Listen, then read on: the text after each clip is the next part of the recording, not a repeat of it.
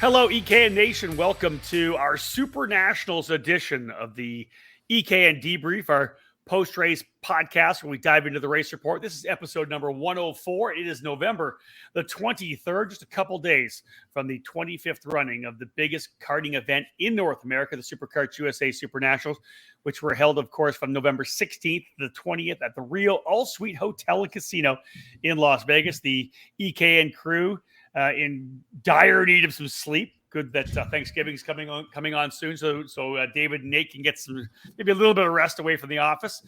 Let's jump into though, folks. This week's show presented by the Alan Rudolph Racing Academy.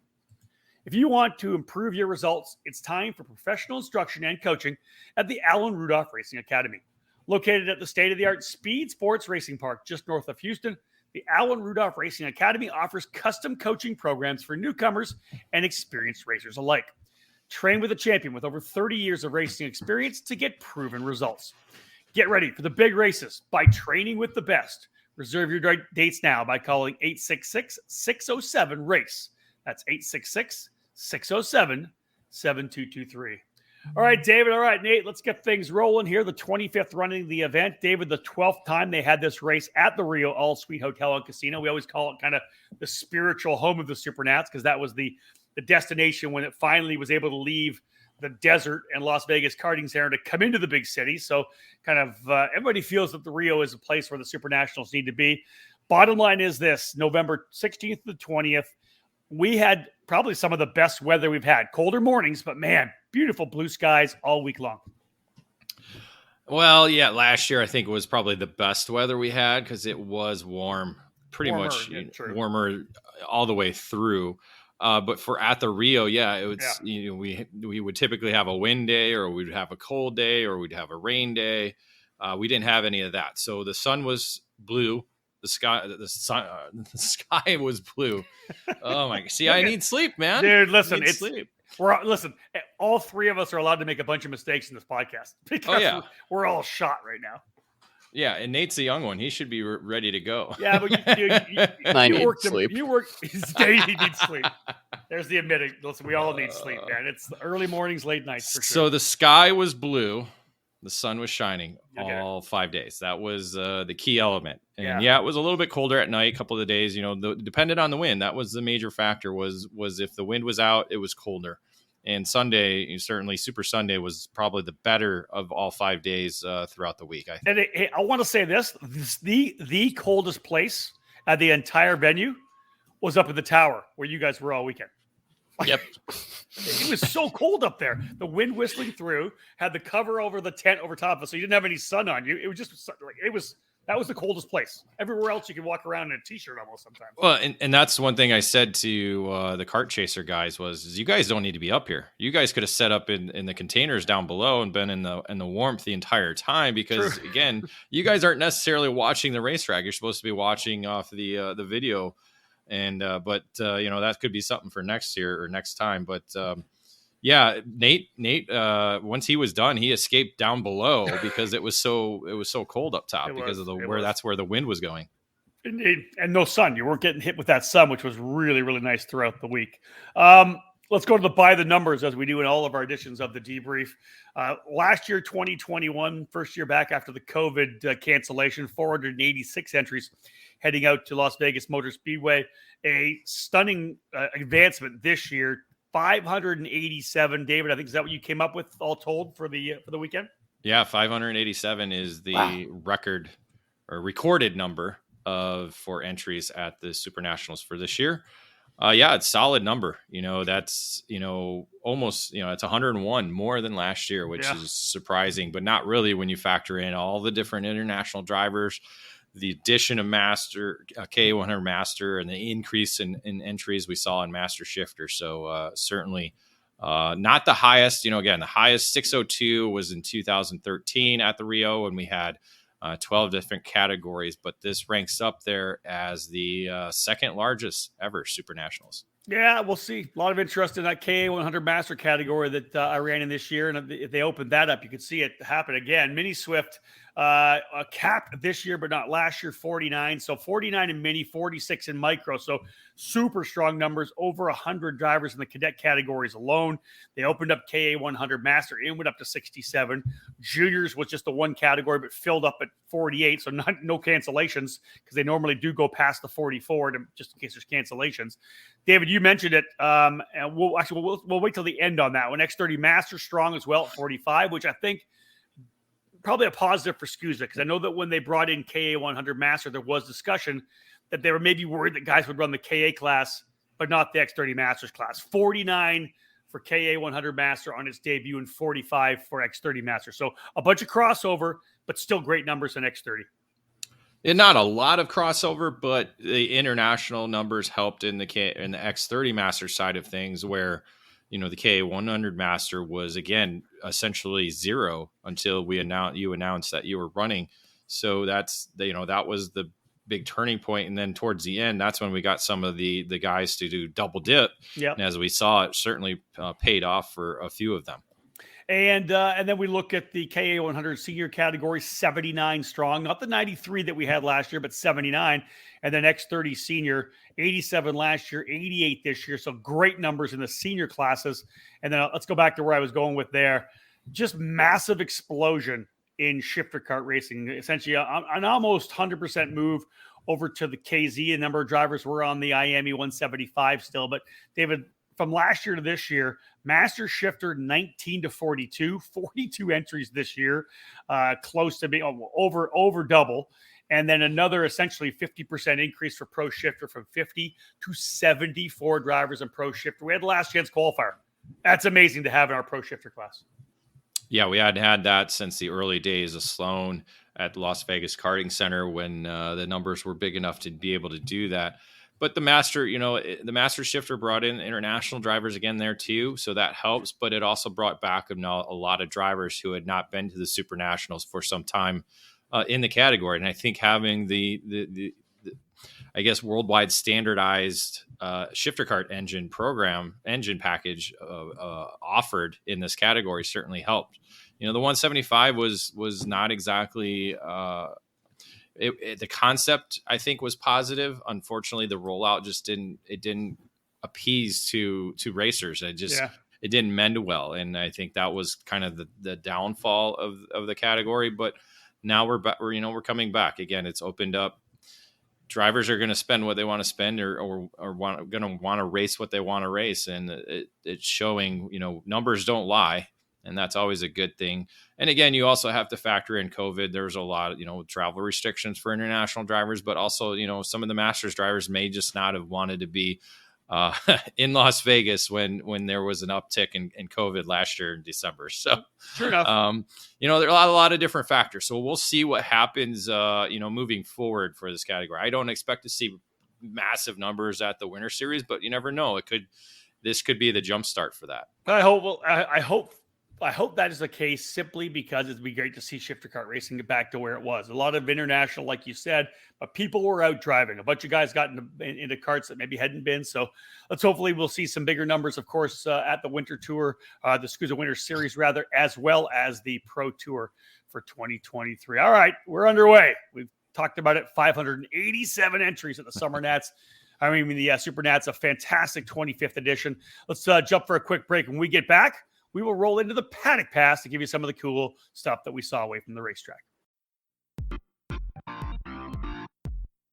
It all started in 1994 when former successful kart driver Albino Parolin decided to move his passion for karting from the track to his small workshop. That's when Parolin was born. Fast forward 20 years, and Parolin's passion for the sport led to the company rejoining international competitions as a factory team in WSK and CIK FIA races, with the aim of enhancing the research and development process, immediately achieving notable results around Europe, North America, and Asia, becoming the CIK FIA Asia Pacific KZ champion in the same year. Parolin USA is North America's source for Parolin products, and we run a factory team at all of the major Superkarts USA and Rock Cup USA events. The Parolin chassis lineup for 2021 includes the Invader Shifter, the Le Mans Tag Single Speed Chassis for junior and senior classes, and the 28mm mini kart for the cadet classes. Parolin has been winning races all over the world, and it's on top of the podium in the USA as well, with drivers like Kai Sorensen, Mateus Orjuela, and Alessandro De Tullio. Get on the chassis that's winning. Drive a Parolin. For more information, head to ParolinUSA.com. For over 20 years, Greg Bell has been building race-winning power for kart racers. One need only look at his team, Leading Edge Motorsports. He's always built engines for his team, and the results have been wins at the biggest races in America, the SKUSA SuperNationals and the Rock Vegas events. The name on this program? Mega Power. This year alone, Bell and Danny Formel teamed up to sweep the Rock Shifter class on the Florida Winter Tour, all on a Mega Power engine. If you want to win shifter kart races, it's time to put Mega Power on your kart. Mega Power specializes in gearbox engines, such as the TMKZ, Rock Shifter, and IME Shifter, but with almost 3 decades of engine building experience, Bell develops winning motors for X30 and Mini Swift and everything in between. The combination of Greg Bell's engine building skills and his chassis tuning knowledge is a potent mixture. Greg's helped catapult many drivers to wins over the years, including Mercedes F1 star George Russell, who won the SuperNats 14 in 2011 with Leading Edge Motorsports. Increase your odds of winning at this year's Rock Vegas or SuperNational events or throughout 2023 by calling Greg Bell today at 209-747-2613 to put Mega Power in your corner. Welcome back to episode 104 of our EKN Debrief. It's time for the Paddock Pass, presented by Kart Republic and Kart Sport North America. The Kart Republic is here, and it just keeps on winning. Kart Sport North America is the country's importer and distributor for the Kart Republic chassis, and as a leader in American karting, they're focused on providing stability for the sport and quality products and service for the community. The Kart Republic senior and junior chassis are on fire, and so is the mini kart, which is won in SKUSA, USPCAS, and WKA competition. For more information, contact Kart Sport North America, where they offer top quality products, winning brands, and professional driver development services. All right, guys, let's get into the Paddock Pass here. First and foremost, the return to the Rio. Yeah, we returned. It's 12th, as we said earlier, 12th time back at the Rio. Fourth return, I guess you could say, because let's see, we returned back in 2008 after leaving Sam Boyd Stadium. We came back in 2018 when we left the convention center. So it's essentially like the third return of the Rio, I guess. Different eras. But yeah, it's the same Rio, though. I think that was kind of the downside of things. In terms of, the opening couple of days of everybody arriving, there was really long lines for check-in. The restaurants weren't exactly open, if open at all. And the rooms haven't been really touched other than maybe some mold and some other things. Considering, we had our drainage coming up instead of going down. So that was kind of the the welcome mat that you could say that we got when coming back to the Rio. Again, it's just that allure, though, of leaving your room and walking down to the racetrack. I think that separates it from anything. And there's obviously the rumors going around that they are going to renovate it.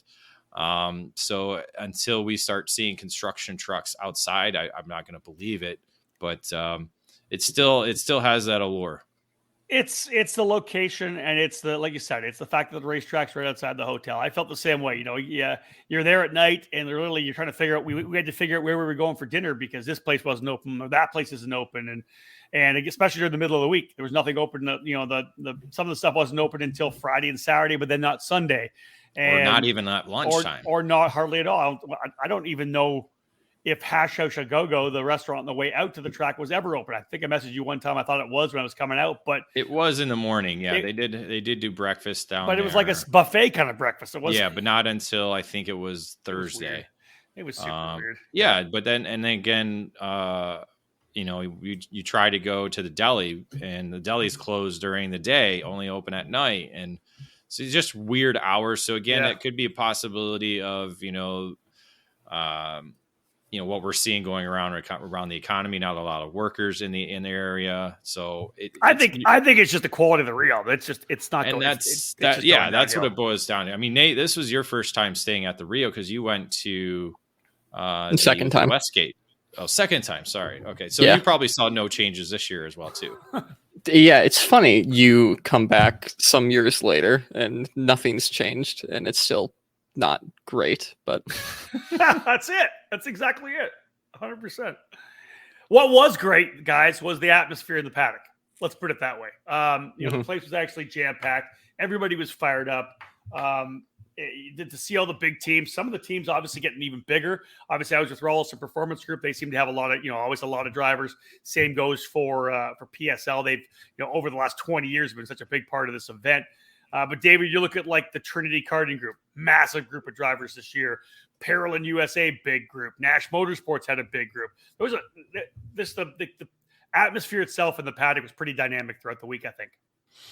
The Paralyn one was the more unique one. That was pretty awesome. It was different because they had essentially, I think, 4 different tents. And one of them was just hospitality, and it was a massive hospitality changing room area. It was a really cool.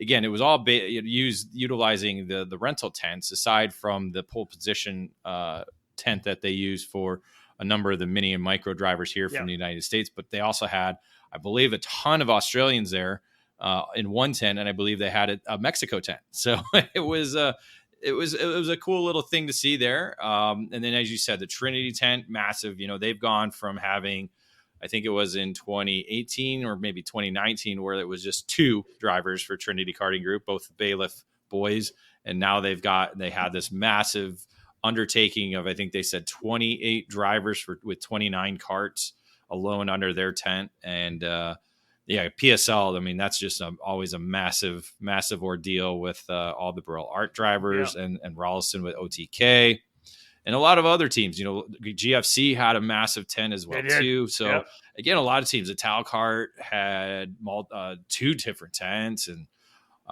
you had some of the guys in the back with Franklin and MPG and REM, and just again, a lot. Again, Leading Edge take up a lot of space. Leading Edge Motorsports as well, had a pretty big group, and they rolled out their new Leading Edge Motorsports chassis as well. Yeah, and then the new Ryan Perry Motorsport Nitro Kart combination that was together as well too. So just a lot of unique size of the tents, and again, we're filling up that Rio parking lot more and more, and certainly with it being the second largest, we needed that space, and that would, again, it'd be lovely to see them completely redo all that as well too. But I mean, and again, certain spots have certain perks, depending on where you are, and some are close to the hotel itself, or some are closer to the grid than others, or you're right there, right next to the racetrack, like you are with those in turn 1. So a lot of different unique aspects in terms of the paddock space. But as you said, the atmosphere throughout, from Tuesday morning all the way to Super Sunday was certainly electric. I know we don't have it written down in our script here, but one of the things that I was talking that I thought was interesting was some of the different chassis that we get to see again. Kind of a return for the Maranello brand. I was racing against Ryan Kastner, and obviously Joe Rook was on the Maranello brand for Vermont Karting Company. We saw, obviously, David, I know they don't have a strong, or really any kind of, I think, of a presence throughout the year. But how about Energy Kart with Nash Motorsports, able to get a win with top of my head, just lost his name. Tomas Stolzermanis, right? And he goes, first and second, right? Got a first and a second. And but just cool to see a couple brands that maybe we haven't seen for a while, kind of getting back in here, getting rolling again. Yeah, we've seen a little bit of the energy here and there in the cadet level on the East Coast. And we know Nash has had a lot of history with the brand in the past. I think Jack Crawford was one of their drivers back in the days, along with Christian Brooks. On the energy brand as well too. So Parker Thompson. Parker Thompson as well. It's, again, I think that's one of the things we want to keep seeing. We want to keep seeing the factory showing their support for the SuperNationals, because again, it's a great way to market their brand to the American market. It's if anything, like Energy did, they brought over one factory. I think they had a couple factory drivers, but Tomas certainly elevated himself among all the drivers there in the senior categories, and certainly gave Energy a lot of awareness in terms of on track success. So again, that could spur a dealer or even a distributor to perk up and start building that brand here in the U.S. So I love to see that. As you said, Maranello, that's another brand that has a lot of history. You and Jeffrey even has a pass with that at CRG Nordam. So a lot there. And I didn't get too much information on the Leading Edge program. Not exactly sure what was going on with that. I'm not sure if you have any more details. Yeah, I talked with Greg Bell about it. They're coming out with kind of their own program. They had a cart out there. It's an IPK cart, I believe, with IPK machinery, but it's kind of Greg's design stuff he's been working on. So it's really going to be under their brand name, which we're going to sit down with Greg very soon before Christmas to get a lot more information. He's obviously amping things up with his mega power engine building business, but the whole Leading Edge Motorsports race thing, it's actually going to be focused on their new chassis. So that's a lot more information to come there for sure. Nate, let's go. I got a quick as we talk about carts. Nate, I got a question for you. Was there a livery, or is there a brand that stood out to you throughout the week? Maybe a livery, that special design that you kind of stood out for you?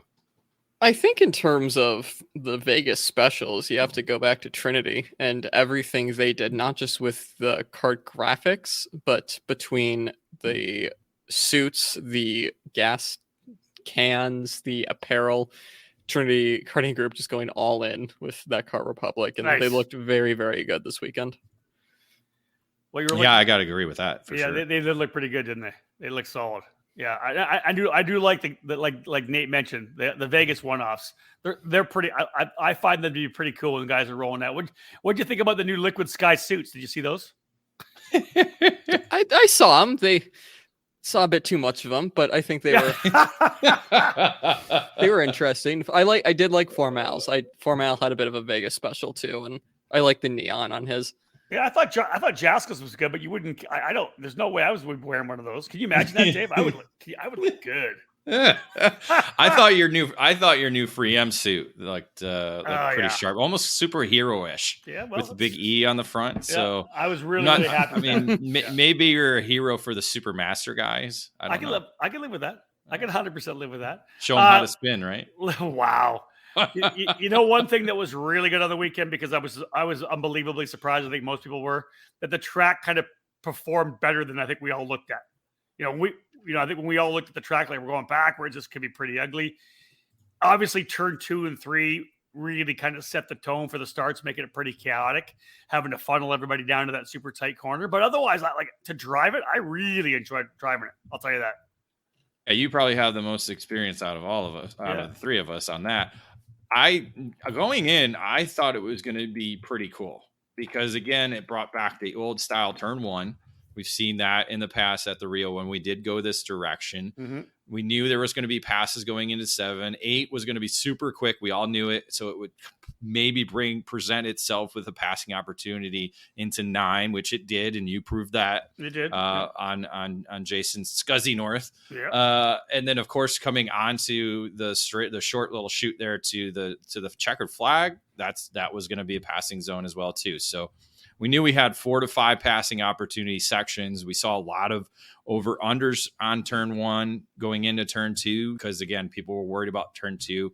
We knew that curb was going to get blasted, and it certainly did. It did. I even started using it at the end. I didn't see that. I never saw pictures. That. I got great pictures. I need to see photographic proof. I shall send you. Because I was watching at the end of the race. It looked like you were barely hanging on, but. What are you talking about? My fastest lap. I'm kidding. That's right. It might have been the early on you were just hanging on.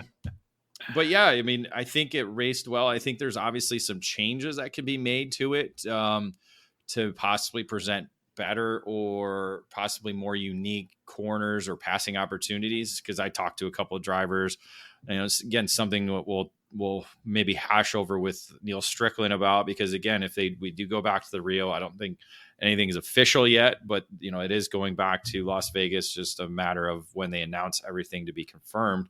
We'll wait and see. But if I like doing this direction, or, maybe we go back opposite direction just to keep changing things up back and forth, so it's not the same every year. So I think there's going to need to be some tweaks to that racetrack if we do use that. Nate, your thoughts on it? You obviously were able to go to a lot of different places at the track, taking photos. I always say that's kind of some of the ways they really get into what a track does, and the raceability is talk to the photographers, because you guys are always taking shots from certain areas. What were your thoughts? Because you're a racer yourself, what were your thoughts layout wise based on the racing you saw? And then give me a little thought as a photographer as well. Were there pretty good sightlines? Yeah, I think I talked to Sean from Car Chaser a lot this week, and we both agreed that this direction is a lot more photogenic than what was going on last year. In terms of the racing, I think it was very good. Going this turn one compared to last year seemed to help a little bit in terms of the turn one cluster. Turns 2 and 3 didn't really help the matter. I think next year, in terms of track layout, keep what we have going. Well, I would change from what we have going from about like 2 to turn 8-ish, kind of mix up the infield a little bit. But other than that, I think the overall layout of the track and how the finishes are, I think the track did really well this year. And for me, I wasn't expecting a ton from it, but it obviously exceeded expectations. Yeah, we actually had some pretty good last laps, right? There were guys were dive bombing into 7, or maybe the through 8, outside of 8, and then into turn number 9. I thought, I was surprised about how well it raced, and I think we may have only saw guys in the heat race. But Ryan Norberg the only over under in the final corner to be able to get to the line? I think he did that one of the heat races, right? No, there were a couple more. I want to for the win, not for the win though, right? Well, I don't know necessarily. Can't think in a heat race or anytime. I want, well, at least what I called. Remember, I only called half the second half. Yeah, that's what I think. There was something. I think it was KA 100 senior. Okay. I think it was Miles went on defensive in one of the heat races, so held the inside line, pushed wide, and Tomas Stolzer-Manis dove under him, got him at the line. I think that was the opening heat race in that category, because again, Nate picked Miles to win. And I was like, hey, it's better to do it now in heat 1 than doing it on Super Sunday and knowing what you can do. And so that one stood out. There was a number of other ones, not necessarily for the win, but at least, for position, or, again, every position mattered in a lot of these categories where they had the last chance qualifiers. So I love that little shoot. You could go defensive, but because that's something we haven't talked about, is the grip level.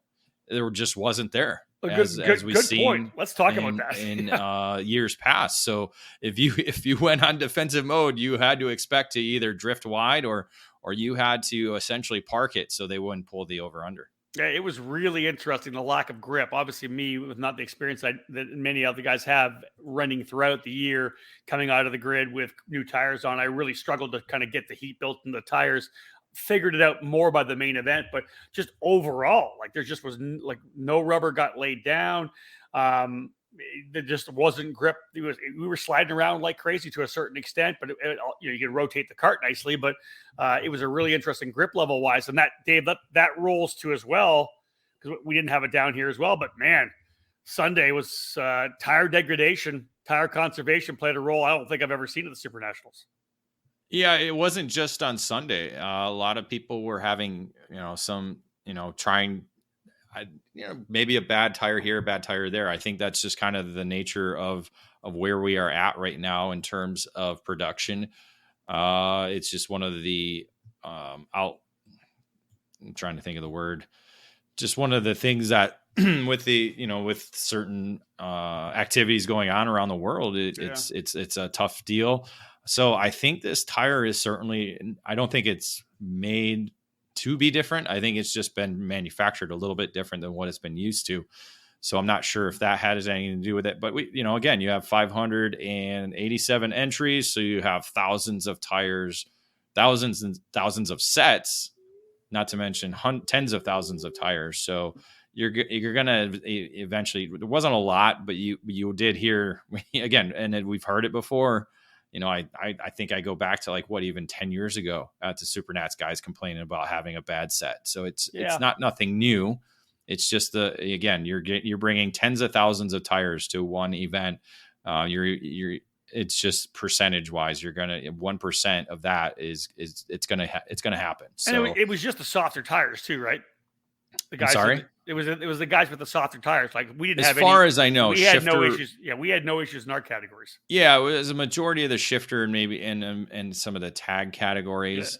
Not with the harder Evinco tires, but again, you just never know. It's kind of luck of the draw again, no matter regarding tires, but in the long term, it is what it is. You got to move past it, and that's what it is. But just the fact that there wasn't a lot of rubber getting laid down, I think that's the bigger story of the tire game more than anything. Yeah. Because I mean, Dave, I talked to one of the team owners, and they were wondering about what you said, potential. The material that's used to put these tires together. There's obviously an issue with sourcing a lot of stuff nowadays, but talk about the surface itself and just what was going on. But it wasn't like the thing they were disintegrating or chunking. Was like I heard the term micro tears. Like the tire was just sliding over top of this very, very cold racing surface that was we were just kind of cutting the tire a little bit, which I thought was really interesting. Yeah, again, something I hadn't seen.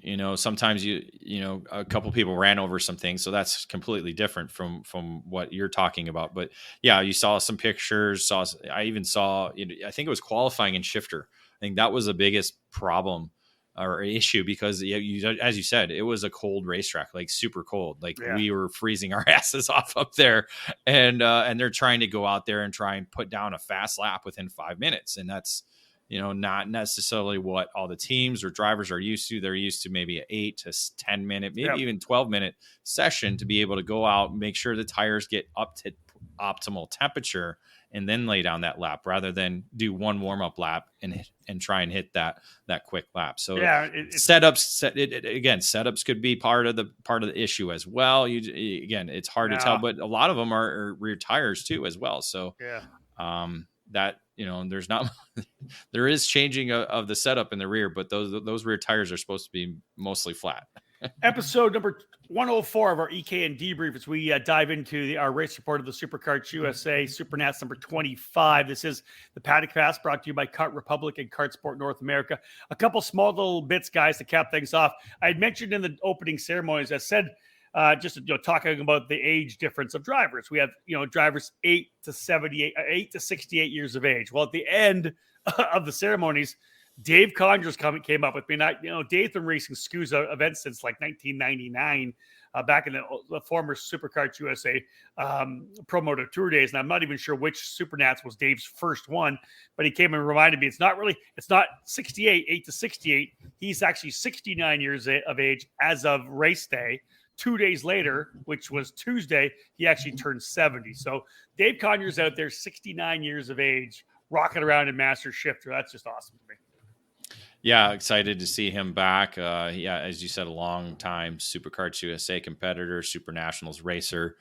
That's the great part of the Masters, that you're part of it as well. A number of the KA100 Master drivers, they're above the age of 50, some even above the age of 60 with Tom Gerstner at 66. I think he was the oldest in that category. And I don't think he ran X30 Master. I think he pulled out of that. So, he did, yeah. But you had drivers in the age of 55, Steve Weiner, 61.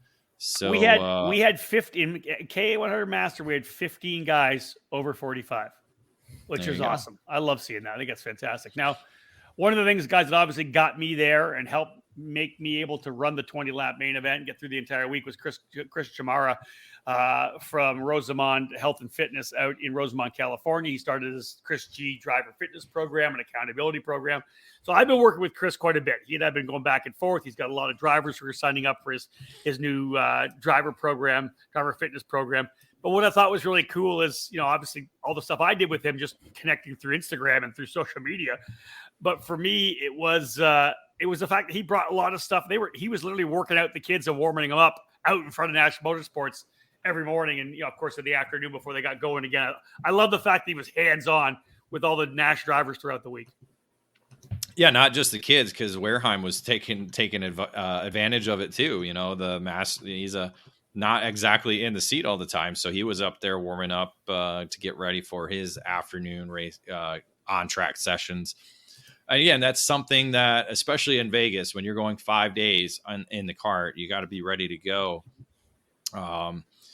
So, fitness is obviously a factor. And that's something a lot of these master guys, maybe they're doing it in their hotel room. So maybe that's where we don't see it. But you got to believe that a lot of those fast guys in the masters categories are keeping themselves in shape and ready. Yeah, at least stretching out in the morning race day, that's for sure. All right, that's it for the Paddock Pass, folks. When we get back after this break, it's time to start jumping into some race reporting. We'll talk about Micro Swift KA100 Senior and KA100 Master after this break. In karting, it's important to be supported by the right people. With over 40 years of experience in the sport, Trinity Karting Group has everything you need to make your program successful.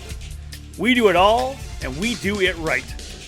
Trackside support and arrive and drive programs at many of karting's biggest East Coast events, full product sales and service, and professional coaching from our experienced staff. Trinity Karting Group is a full-service operation based at the Motorsports Country Club of Cincinnati, which gives us access to our custom-designed driver training facility. This allows us to offer private one-on-one coaching to take you to the next level. From arrive and drive and coaching programs to the parts you need, let Trinity Karting Group provide you with customer service and a racing experience second to none. Trinity Karting Group is an official Kart Republic race team, providing full trackside support at all the major USA karting events, including the SCUSA Pro Tour, United States Pro Kart Series, SCUSA Supernationals 25, and other events throughout the 2022 season. TKG has in stock Kart Republic, IAME, MG and Avinco tires, and more products for those in Ohio and the Midwest region.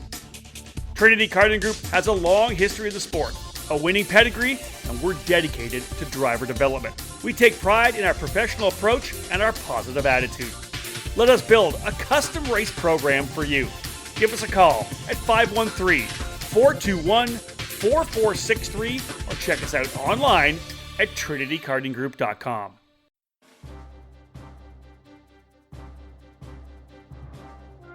Powered by technology, DID racing chains have a worldwide reputation for superior quality and reliability. Meticulously engineered and manufactured in Japan, DID genuine parts are the world's #1 original parts supplier for Japanese and European motorcycle manufacturers.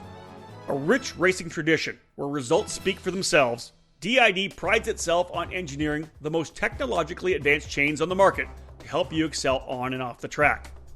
DID's SDH pin treatment creates an extremely hard chromium carbide layer on the pin surface that houses a soft inner core to absorb extreme shock loads. DID's 219 HTZ racing chain boasts this SDH pin technology, which leads to longer chain life as well as excellent energy transmission to the wheels. Available in the gorgeous gold, the 219 HTZ is the ultimate racing kart chain. Pick up a DID chain at your local dealer today, because when winning is the only thing that matters, go with DID. Welcome back to episode 104 of our EKN Debrief. Rob Howden, Nate Dean, and David Cole here discussing this past weekend Superkarts USA Supernationals, the 25th running of the biggest race in North American karting. Time to dive into the race report segment of the Debrief. This one brought to you by OTK USA. All over the karting world, everyone knows OTK is the gold standard for quality and performance. In the U.S., OTK USA is the source for all things OTK. From the legendary Tony Kart brand to the race-winning Cosmic, Esprit, Red Speed, and EOS chassis, and now the new Gallard and Lando Norris brands, OTK quality is second to none. To learn more about a specific product line or to find the OTK USA dealer near you, whether it's Tony Kart, Cosmic, Esprit, Red Speed, EOS, Gallard, or LN Kart, visit www.otkusa.com. All right, guys, let's dive in here right now to the Micro Swift category. 46 entries in total. Antonio Pizzogna ends up qualifying on the pole position. Right in there as well, Alexander Procuna, Rocco Simoni, Jackson Gibson, and Troy Ferguson. Pretty much good to see the guys at one point, I think with Royce Vega in there, David, top 3 in the Superkarts USA Pro Tour points, all in the hunt in Micro Swift. Yeah, a lot of the familiar names we saw throughout the season. Procuna came on late in the year as one of those drivers to watch and to beat. But Simoni certainly had the pace throughout the week, winning all 3 heat races. So certainly he was the driver everybody was trying to gauge off of as they made their way through the heat races. Yeah. So again, 3 wins for Simoni. Starting on the pole position. Nate, as it all shook down, kind of a 3-driver breakaway at the end, I think they kind of pulled away. What did you think of the final couple of laps of this one? I thought the first race of the Super Sunday lineup was absolutely awesome. Yeah, it was a really good way to start off Super Sunday with obviously Jackson Gibson, who wasn't really on my radar. I think, Rob, you picked him for 5th.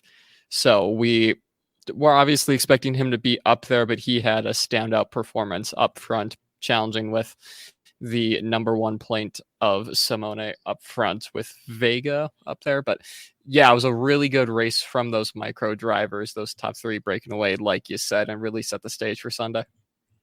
For me, it was okay. Now, obviously, they were going back and forth. The 3 drivers pulling away a little bit. Ramalho and Parker Ives ended up capping things off 4th and 5th, but it was that fight with Troy Ferguson in there as well. David, for me, and I know you'll probably jump in there as well, is coming through turn number 8. We kind of had looked throughout the weekend that it was really hard to go too wide through there. If you were on the outside, you almost had to get off a little bit. So coming to the last lap, they come out of turn number 7. Ferguson goes to the inside, gets a good run, really good run out of turn 7, pulls to the inside. My mind's like, Ferguson's going to get this because he's going to be able to roll through. Gibson just hangs on the outside, doesn't give it up, ends up having the inside for turn number 8. Simoni comes in and scraps with Ferguson. But it was Gibson's willingness to run the outside through turn number 8 that gave him the inside line going into turn number 9. It was the Cole Trickle move of the event. I mean, you can hold it. But you got to remember, it's micro. So you put 2 micros side by side, it's essentially a shifter cart. So that's true. It's not exactly like he was in the marbles. No. But still again, ballsy. they're micros. They're flat out through that corner. Let's do it. And it was a great hold because he knew if I hold this, I'm going to be inside for turn 9, and there's no way he's going to be able to get around me on the outside there. So, and then as you said, you got Simoni who came back from 3rd to try and get by Ferguson. That essentially left Gibson with an unchallenged run through the last corner and to the checker flag for the victory. So a great run. I remember I had him picked last year in the top 5. He came up just a little bit short. This year, I got him in my top. I had him 5th. You had him 5th. So it was, we at least had him in the top 5, but certainly an amazing breakthrough victory for the lone micro driver on the Rollison Performance Group 10. It also celebrated his birthday, I believe, on Saturday, 10 years of age. So, again, a tremendous run for Jackson Gibson getting the win in the Micro Swift category. From there, we rolled into KA 100 Senior. In fact, right after Micro, it was all 3 of the KA 100 categories lining up. David, 79 entries, getting things rolling, and a kind of an interesting mix in qualifying with Alex Stanfield getting things underway.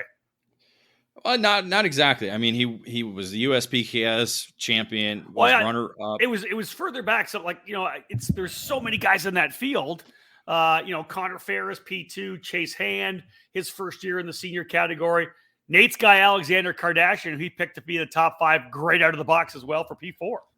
Well, drivers who love a green racetrack. I think that's what it boils down to.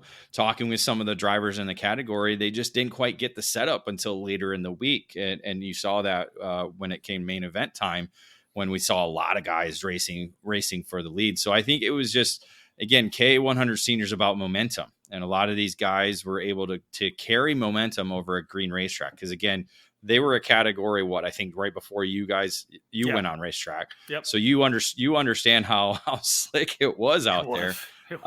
Even in qualifying, it wasn't, again, you got 5 minutes to warm up the tires and put down that fast lap. And you're talking, how fast are we going? 48? No, maybe 45 seconds. What were the lap times? Yeah, something like that. Very close. 45, 46 seconds for them for sure. So again, you're getting 4, maybe 5 laps at pace, and you're still trying to get the tires warmed up. You're trying to understand the setup. You're trying to space yourself. And again, you don't want to be by a slow guy. So yeah, it was an interesting session. I mean, you had guys like Oliver Hodgson back in 14th, Chase Jones 16th, Aiden Levy 18th, Finnegan Bailiff 19th, Jake French 21st, Mossman 22nd, Ingrata 23rd, Zillage 25th, Aiden Rudolph 26th. Yeah. So yes, you're right in that particular aspect. But again, you're only talking it was a half second back. So the top 30 were within a half second. So again, it was not exactly the tightest field. I mean, Stanfield put down a lap. I mean, he was over a tenth quicker than Connor Ferris when he threw down that lap. So I think he was just able to come up to grips, pun intended, with the racetrack quicker than everybody else. Yes, of course. Stanfield also pretty solid throughout the heat races.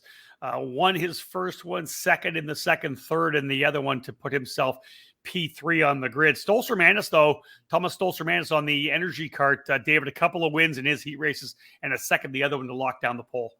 Yeah, I think he was able to find a better setup come race time. He was almost 0.3 off Stanfield's time in qualifying, but he was 6th overall. So got to the advantage of being in that second row for each of the heat races, took advantage of it by winning 2 of them or winning 3 of them, actually. Sorry, won all 3 of them to be able to earn the pole position. I think that was a key element into making him among the top contenders.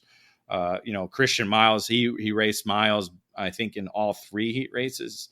Yeah, so Miles was Stolzer-Manis only won 2. Sorry, yeah. So Miles did get him in the B versus D heat race. So Miles, again, quick on. You think about where he lives, TNT Kartways, a green racetrack. They don't get a lot of rubber put down. They run the hard Hoosier tires for their Ignite programs. So again, knowing and understanding the way the track was, it was a very green racetrack. I think guys that were used to that green surface were quick. And again, as you got later in the day or later in the weekend, drivers started to understand that. So when it comes to the main event, David, this one, KA100 Master and Junior, obviously, I didn't watch KA Senior because I was on the grid. I didn't watch Master because I was in it. I didn't watch Junior because I was just coming off. So I'll let you and Nate kind of go roll through how things happened. I was trying to listen and I watched a little bit, but how did the main event play out for this class, guys? You were psyching yourself up, right? Nah, I was all right. I was chilling.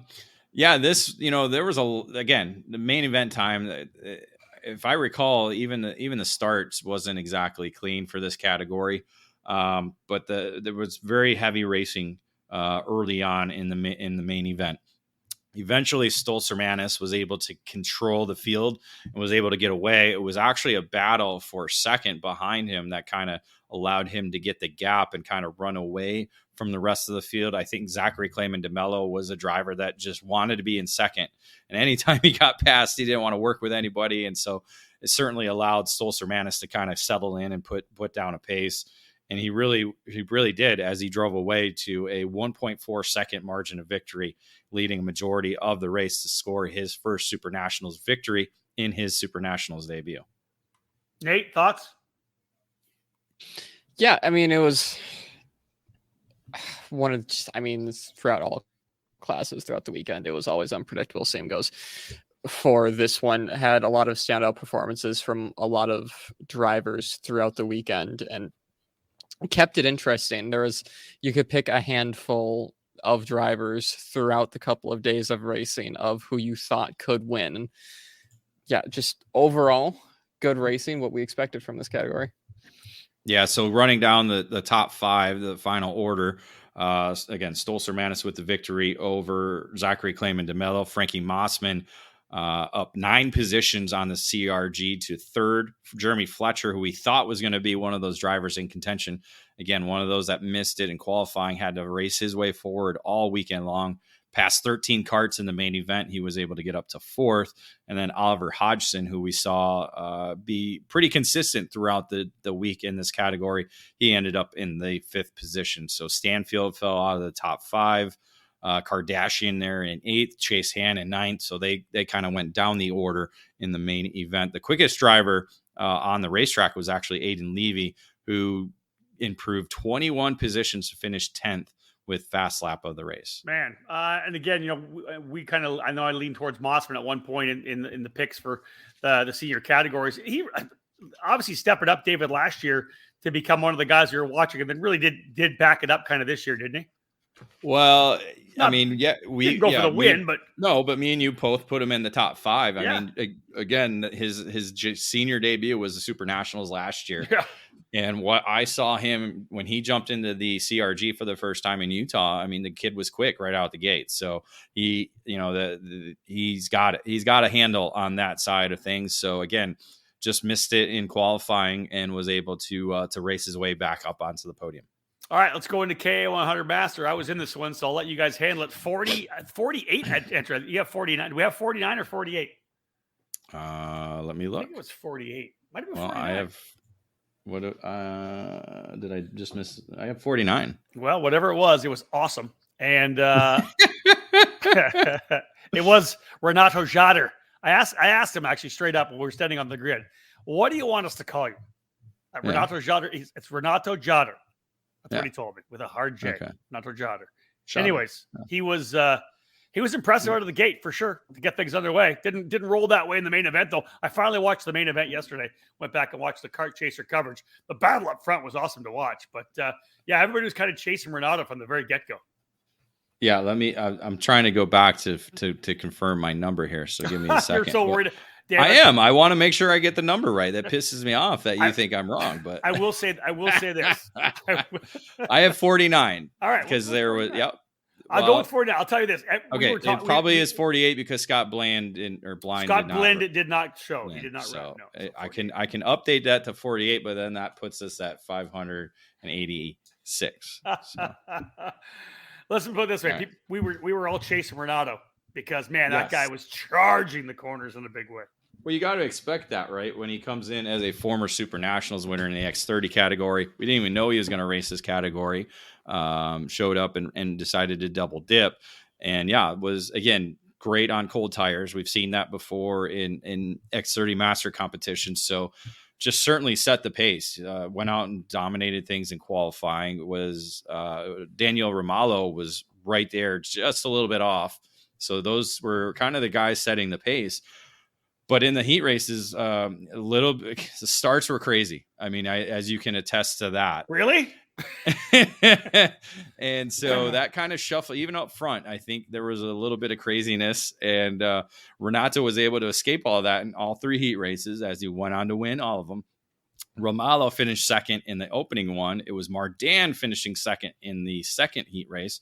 And then Bobby Kelly finishing second in the third. So again, a lot of shuffling going on behind Renato Jader throughout the heat races. So he was able to maintain that pole position going into the main event. It was Bobby Kelly starting on the outside of the front row, Laurentiu Mardan and Martin Stone in row 2, with Billy Musgrave, who struggled in qualifying, but was able to race his way up into the top 5 to start Super Sunday. Main event, it was, again, a little bit chaotic at the start, as you know, for your experience.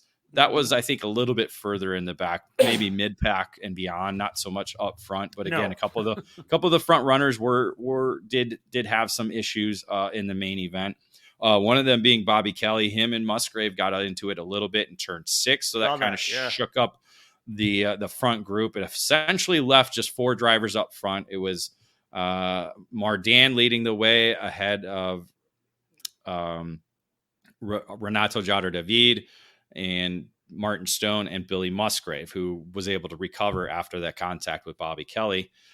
And Mardan led the way to the white flag, went down the long straightaway. You knew something was going to happen. They got Side by side, I believe it was Musgrave that went side by side with him going into turn 1.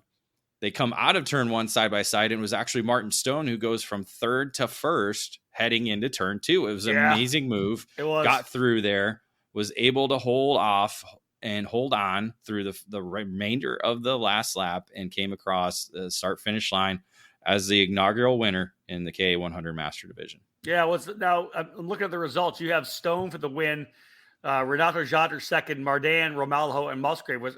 Let's go provisional. That's why we put it in there, because this SuperNationals certainly proved the point of having provisional finishes and final finish orders. So Martin Stone crossed the line ahead of Musgrave. Musgrave was able to grab that second spot with Renato Jader in third. Mardan fell back to fourth. A little bit of contact with a barrier kind of spent up the front end there towards that last lap, and with Danilo Romalho in the fifth position. So that was your provisional results. Musgrave, with that contact with Bobby Kelly, dropped him down to the fifth position as he was penalized for that contact. That promoted Renato up to second, Mardan into third, and Romalho into the fourth position. Just a wild end. I remember I watched it yesterday. It was kind of fun to watch. Nate, I'll tell you, it was for me to have the quality of drivers that we had up front. Like this, literally, I know a lot of those guys also run X30 Master. We've watched them run the top 125 liquid cool master categories. But man, I thought that was some really good racing to watch up front in KA Master. Yeah, and like you said, a lot of the drivers, a fair bit of the drivers who are running up front in KA Masters were also doing double duty in X30 Masters. So it was kind of fun to see those guys compete up front for both classes. But like you said, just the level of competition within this KA 100 Master division was awesome to see. Had some world-class racing. And again, you never really knew on Sunday who was going to take it until the final couple of corners. Yeah. And you know what? Dave, there was a couple of corners there, obviously, one being one of them, although you could defend in one. But if you did defend, you could get over-undered pretty easy, or, either over-undered or somebody to drive around the outside of you. Same for turn number 7, same for turn number 6. You had to take a wider entry to kind of get through that corner cleanly, and it opened up the bottom. We saw a lot of guys make great passes because of that. And I was the main event. I actually went down to turn 1 for the first time. You guys were hauling some RPMs into that corner too. Yeah, we were ripping. The engines were screaming. Indeed. And it was cool to see, the sideways slide under braking. So it was really cool. So a couple shout outs though in the top 10. Johnny Blair, who had not raced for 10 years, literally 10 years, raced at the Rotax Grand Finals 10 years ago. That was his last race. Drove to 6th place, so a good solid drive for him. And then Bryn Nuttall and finishing in 8th. Again, another driver you don't typically see behind the wheel, finishing in the 8th spot. So and then Andrew Fallon in the 11th spot from Tillotson. Yeah. So on a Tillotson kart, which is pretty cool. No doubt about it. Good guys for sure, and everybody having a really good time. That was it. For part of it was for guys in KA 100 Master to get out there, get a chance to experience the SuperNationals. Of course, I had Johnny Blair with me under the RPG tent. He and I talked a lot about the way he was getting around and just the way we were approaching things. And I was lucky to have guys like Miguel Mir and Mario Barrios, on the same team with me, and then Pistol Pete Vetter as well. We had Ben Cooper helping us out, as well as Chase Denmark. It was just really. Man, it was a lot of fun to be under that tent. Just really good guys under that tent as well, and happy that Johnny was able to come home with a top 10. Pretty solid for sure. Let's go to the next one. Let's have a break, guys. We'll do a quick break. When we get back, we'll continue the race report brought to you by OTK USA. Lining up next, KA 100 Junior, Mini Swift, Master Shifter, and X30 Senior. Need race fuel or oil? Hyperfuels is an authorized distributor for several of the brands that are spec fluids in American karting, including ELF and Aspen Sport. They also stock and ship methanol. Hyperfuels has a web store that can take your orders 24/7, and they ship UPS. That's right, Hyperfuels can ship fuel and oil right to your door. Whether you need ELF Racing Fuels or ELF ATX 909 oil, or Aspen Sport 98 octane fuel for SCUSA competition, they have it in stock. When you need it now, go to hyperfuels.com.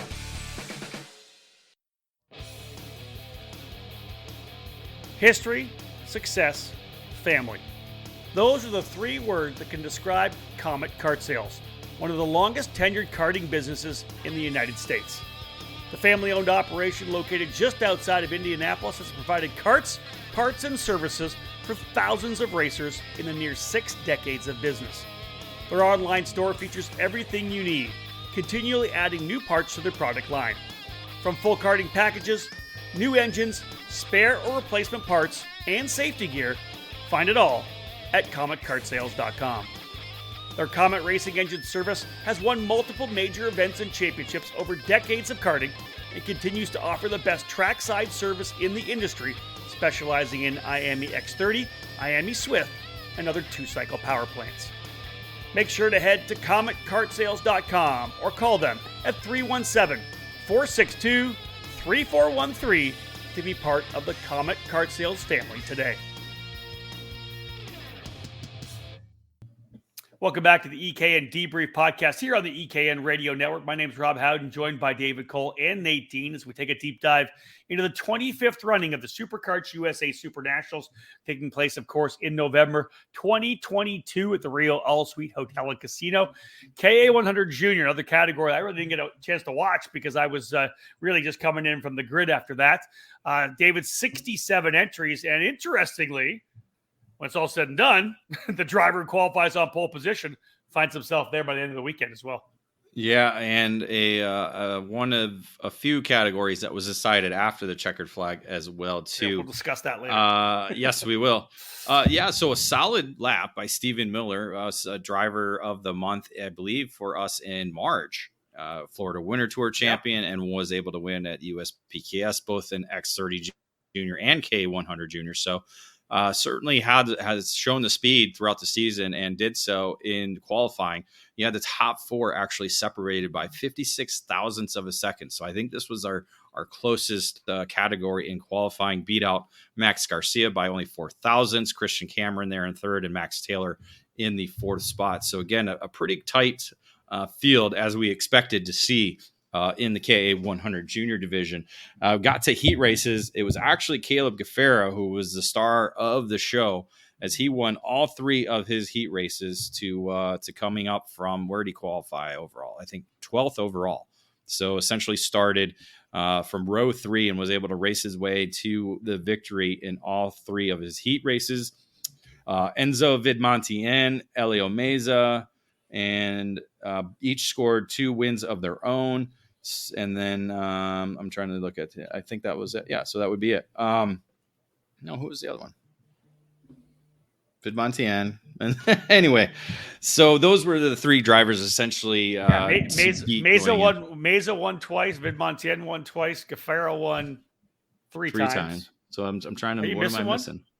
I don't know. I could be. I'm tired, Rob. Yeah, you're missing. Dude, you're hilarious.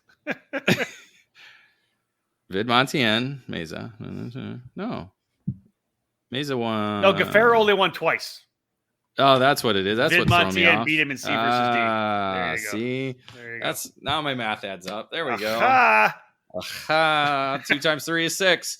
Yeah, so those were essentially the 3 drivers to beat. It ended up being Gaffera with the pole position, Meza on the outside of the front row, Vidmontien and Ernesto Rivera in the second row, and that dropped Rivera. Sorry, I know I do it all the time. Rivera, and then Stephen Miller in the 5th spot. So this one, again, very similar to what we saw in K100 Senior. We saw a lot of heavy racing, intense battles up front for the lead and for position. Essentially, Meza was able to kit himself up into the lead by about lap 16 and establish himself as the leader. Last lap, more contact. I believe Shipman was second at one point. He got himself put into the wall. More contact behind them, just a lot of jostling. But up front, it was Meza and Miller that were essentially fighting for the win in the second half of that last lap.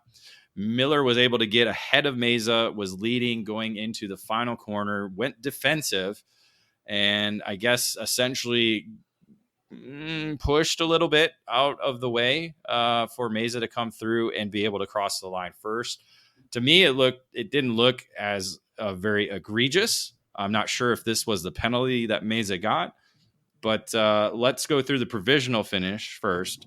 Meza across the line, 2/10 ahead of Miller. Vidmontien up to third. Jesus Vasquez Jr. up, the Pro Tour champion, in the fourth position with Caleb Gaffera in the fifth spot. That top five were actually on the podium. Only one of them would actually be on the podium at the end, following a lot of different penalties.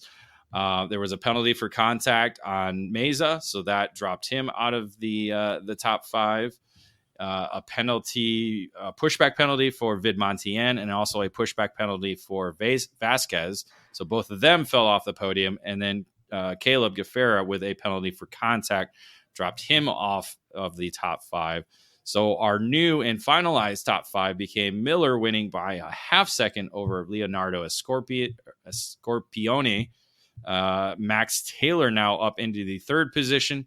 Stephen Eisert in fourth.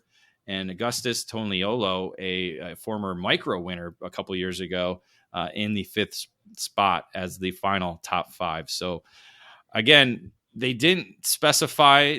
It just says incident responsibility in terms of the contact. So we're not sure if the Meza one was for the last lap, last corner, or if it was due to something that happened earlier in the race. That is one thing we were not able to confirm. Again, USPKS, they actually state who the contact is with. And I forgot that SCUSA does not. So that is actually my bad on that. And I was not able to confirm or deny who the contact was with.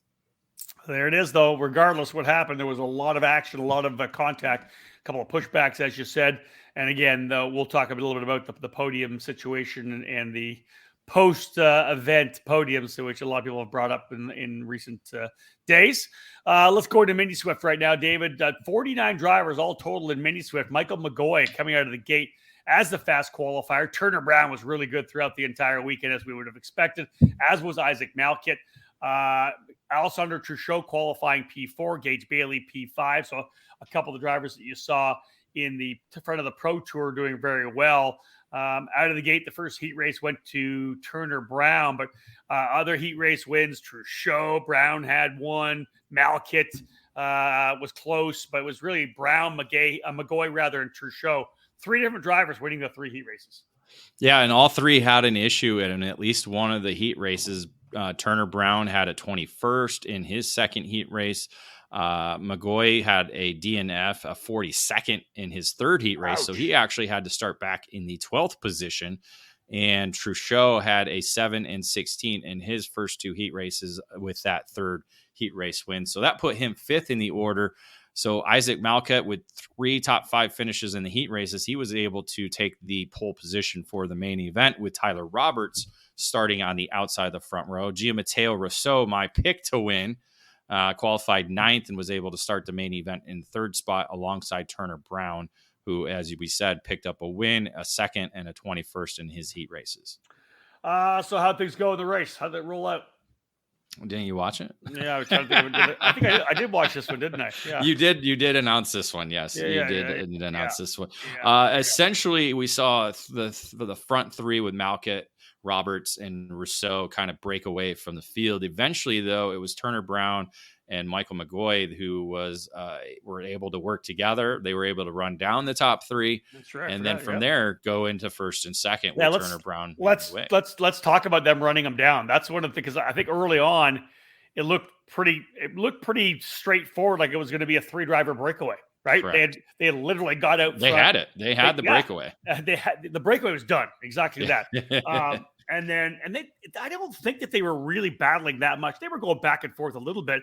It was, to me, just the straight outright pace of Turner Brown. Like, he literally was able to get out in front of that next group and just reel them in. Now, of course, like not surprising, in the last couple of laps, they started to get a little more defensive. But man, I thought he was super impressive. Really just reeling them in without the draft.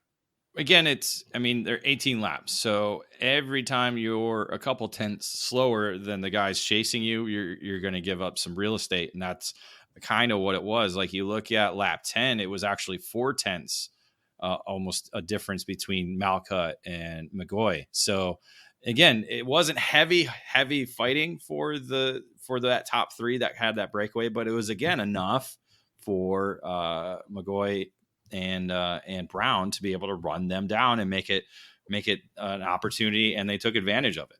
Yeah, he and McGoy end up battling it out for the final couple of corners. Brown ends up taking the race, the win on the track itself, provisionally, as David has said.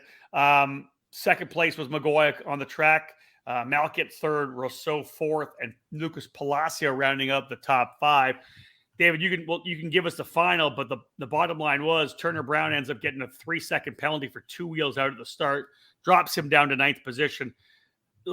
Run through the final numbers, and then I'll tell you what my thought. I got a couple thoughts. Well, one thought on this deal, which is really interesting.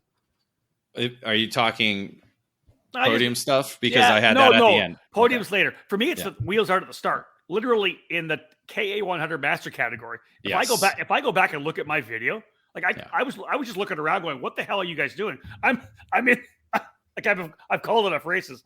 I'm in the tram lines, and everybody around me has 2 wheels out. What are you guys doing? I mean, this, and again, I don't know, depending on how the cameras are angled or not, but again, they'd use the cameras to call these.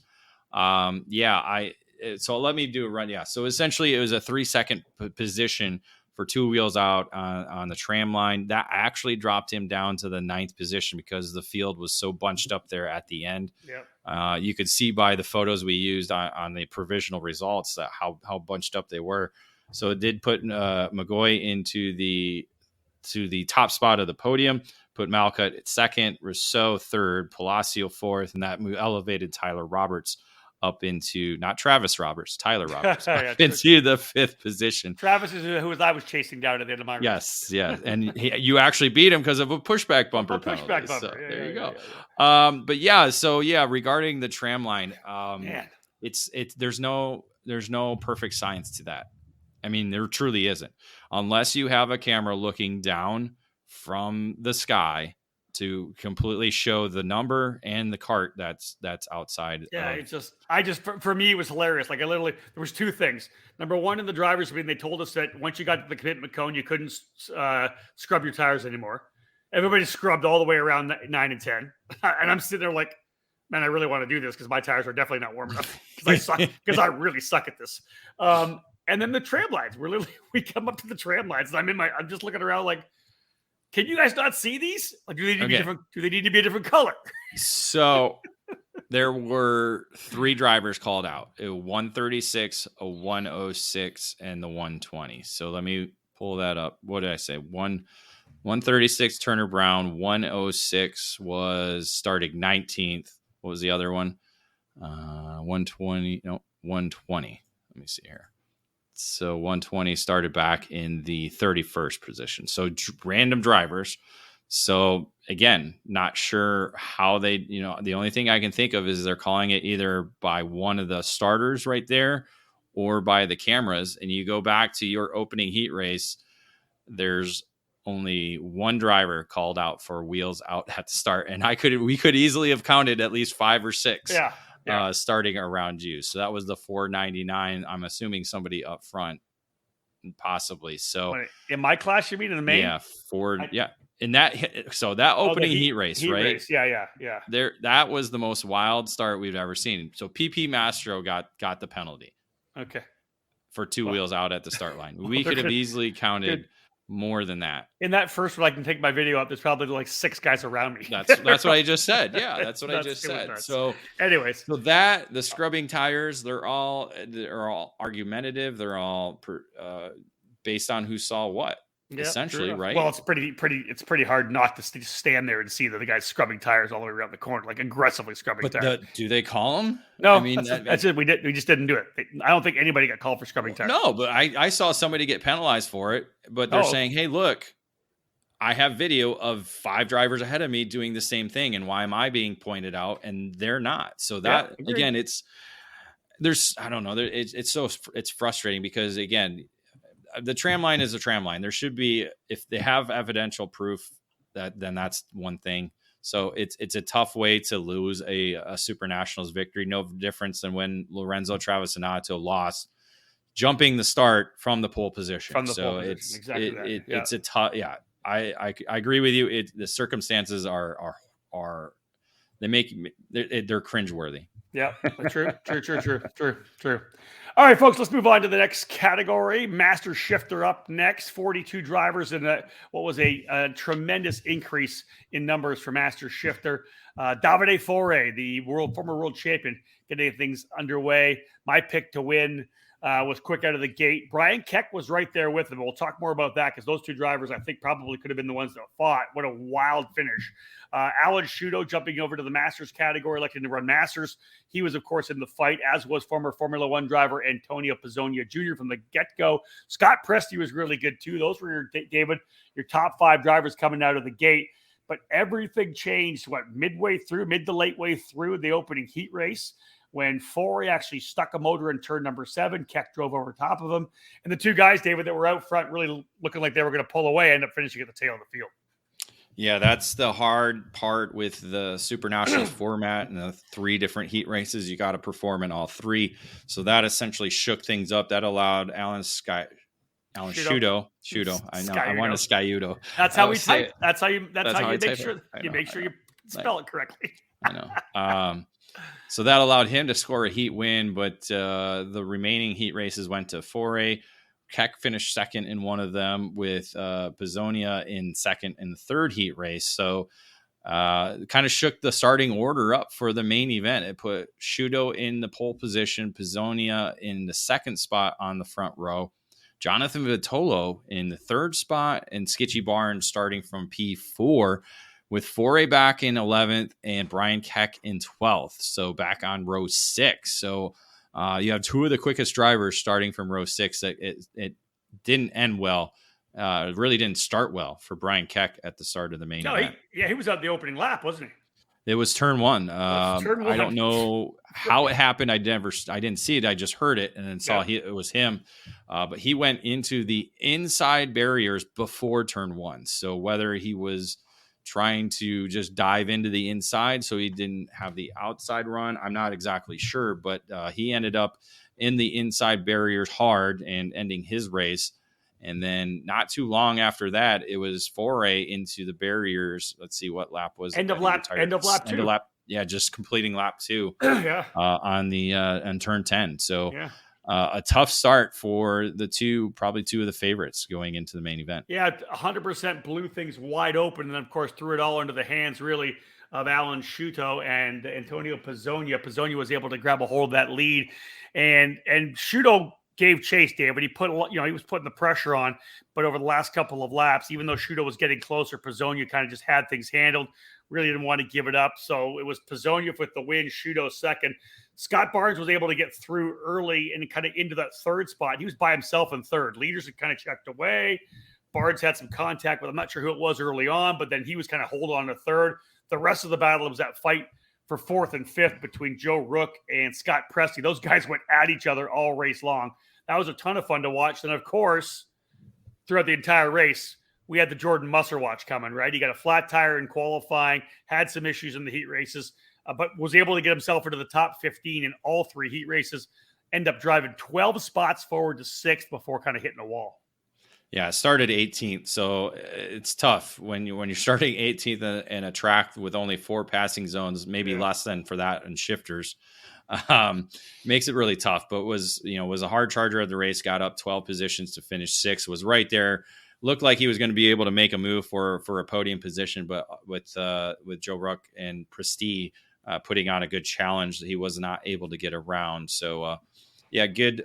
Barnes, third spot, so he got another podium finish. Good run for him. Best ever finish in his Magic Kart entry. Shuda looked like he was going to be able to take the spot because Pizzoni looks like his pace fell off in the second half of the race. So it looked like Shudo had the right late race setup to do it. Just unfortunately wasn't able to get around him. Tried a couple of times coming into the white flag lap or coming to get the white flag. Just wasn't able to pull it off again. Could have been contact. So I think he was he played it safe. Didn't want to wreck on the white flag lap. So a good run, a good first master shifter race for him. You got to expect to see him coming back along with Pizzonia to try and defend that win next year. No doubt. All right, guys, I got to go to the washroom real quick. You're going to cut this out, David. You guys can just pick up X30 Senior and start rolling with it. All right. Go. Should we just talk bad about him? I mean, that's what we usually do when he's here anyway. So, all right, I'll get into it. So next in the order was the X30 Senior category. 88 drivers in total. Again, another record-breaking year for the X30 division at the SuperNationals.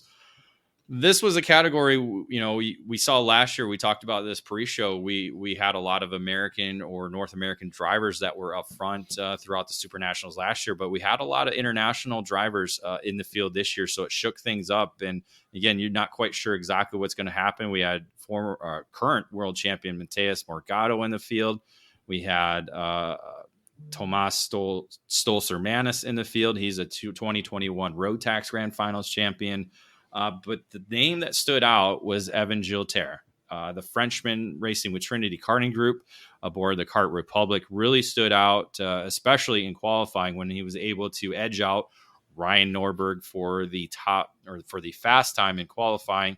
Connor Zillage in the third spot. Justin Ataconis, the senior rookie, in fourth, with Alessandro De Tullio in the Paralin making his return to Superkarts USA action, rounding out the Fast Five. So some heavy hitters there in the top five for qualifying. When it came to heat races, though, a lot of racing going on. Gilter fell back to fourth in his opening heat race as Oliver Hodgson was able to score that victory. Norberg picking up the heat win in B versus D. Gilter was able to hold on for the win in his second heat race, with Norberg winning that second heat race of his. So it was I believe Norberg and Gilter heat race battle in the third heat race, but I'm not sure where Norberg finished because it was not in the top five. If I recall, that he got shuffled back. Do you recall that, Nate? Yeah, so he in turn one on lap one, and I posted a photo of it to the website, to Instagram. I think it was one of the TB carts or De Tullio that put him into the barrier on the exit of one. I think I saw Alessandro De Tullio's GoPro video, and he got a little bit of a shove from behind, had nowhere to go, went wide, and put Norberg into the barrier. So that kind of set him back in that heat race. Yeah, actually, I got the result finally, 16th in that heat race. So, so the battle we wanted to see in that heat race ended up not happening. And then Jack Jeffers stood up and took control of the heat C versus D. So he was the third different winner in the fourth different winner in these 6 different heat races that we had. That essentially set up Gilter as the pole sitter for the main event on Super Sunday, with Oliver Hodgson outside the front row. Tomas Stolzer-Manis in the third position. Jack Jeffers, with that win, moved up into the fourth spot for the main event, with Louis Westover in the fifth spot. So some good international names there at the front of the field for the grid for the main event. And then we got into main event time, and it was the Gilter show as he just dominated the 25 lap main event. Got away clean in the early laps and was never challenged throughout the 25 laps race. Again, another heated battle for seconds, kind of what Tomas Stolzer-Manis had in K100 Senior, with them fighting behind him. He had to fight his way up into that second spot and just ran out of time before Gilter had already, I think, 1.5 second advantage over him, and just wasn't able to cut into that gap with 2 drivers running pretty much same pace throughout the second half of the race. So it was Gilter with a dominant wire-to-wire performance for his first SuperNationals victory over Stolzer-Manis. Ryan Norberg ended up finishing in the provisional third position with Ariel Elkin. Elkin. We were saying and Elkin. then Eduardo Vila in the fifth position. So the 2 TB kart drivers finishing fourth and fifth provisionally. That was until technical inspection, with Ryan Norberg actually receiving a disqualification for a non-compliant pipe, dropping him from the results. That put Elkin into the third spot, Vila into fourth, and moved the driver from Mexico, Noel Leon, into the fifth spot. Yeah, all in all, really good performance for Evan Gilter for Trinity Karting Group. Of course, a driver that races for Kart Republic in Europe, finished third this year in the European Championships in the OK class. So you got to expect he was going to have good speed coming in, but there was just such a stacked field, David. I think we all were looking at like Adolfo Hodgson through, the heat races. He was super consistent. We knew that Norberg was going to be good. Norberg, if I'm not mistaken, in my post-race interview, Norberg was, I think did they say that he thought they might have missed on tire pressure? Is that what he had said in the interview? I think makes sense. I don't know. I don't recall the interview. I'm sorry, I did not listen. He did say they kind of missed something. Yeah. In the setup for the main event. But again, you had all that battling. Like I think he got shuffled back to, I want to say 7th or 8th by the time he was able to work his way up into the third spot. But still, just a tough blow with a disqualification regarding that pipe. So I'm looking at the lap chart here. I definitely, you look at the lap chart. I definitely want to dig. I want to find out more about this non-compliant pipe. He was down to 12th by lap 4. So yeah, he got shuffled back at the start. It was not a good start for him, but to go from 12th to 3rd, it was a good run for him back up, charging forward. Again, no different than Stolzer Manis was 4th after the opening lap. By lap 10 was able to get his way up into 2nd, but by then, Gilter had a solid lead by that point. Yeah, it got out front and just held onto the spot, like you said, David. Over 1.1 seconds out front, and really, how many times do you see a really solid driver like that who's got some belief in the machinery? He was able to get out front, set really good lap times. Others around him were turning, we're watching purple go up and down the order, right? Whether it was Norberg or whoever was turning purple laps, but it was Gilter who was just like really consistent throughout the entire run. Well, you say machinery. Here's an interesting stat. Only one OTK in the top 10 with Jeremy Fletcher in 9th.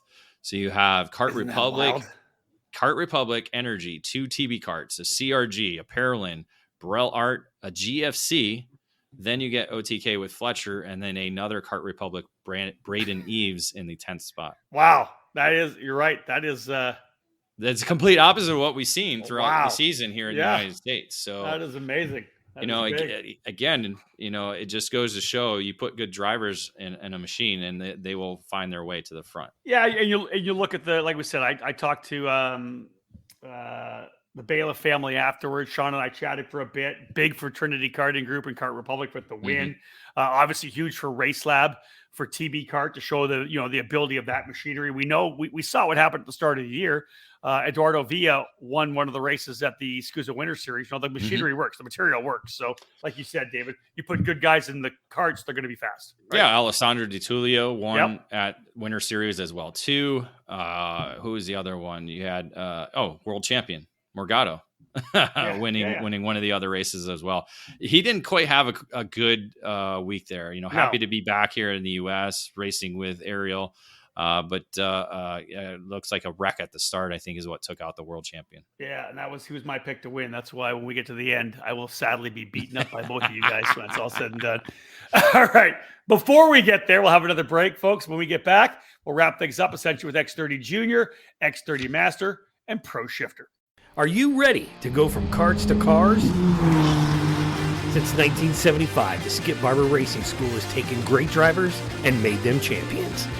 Today, we're proud to welcome the next generation of winners.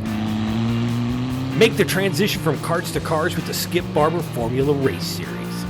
You'll compete at the most iconic tracks in America. Race weekends include your very own equalized Formula 4 race car, a professional crew, expert instruction, video and data analysis, hospitality, and more. This is the place to fulfill your dream of becoming a champion. Sign up today by calling 866-932-1949 or visit us at skipbarber.com.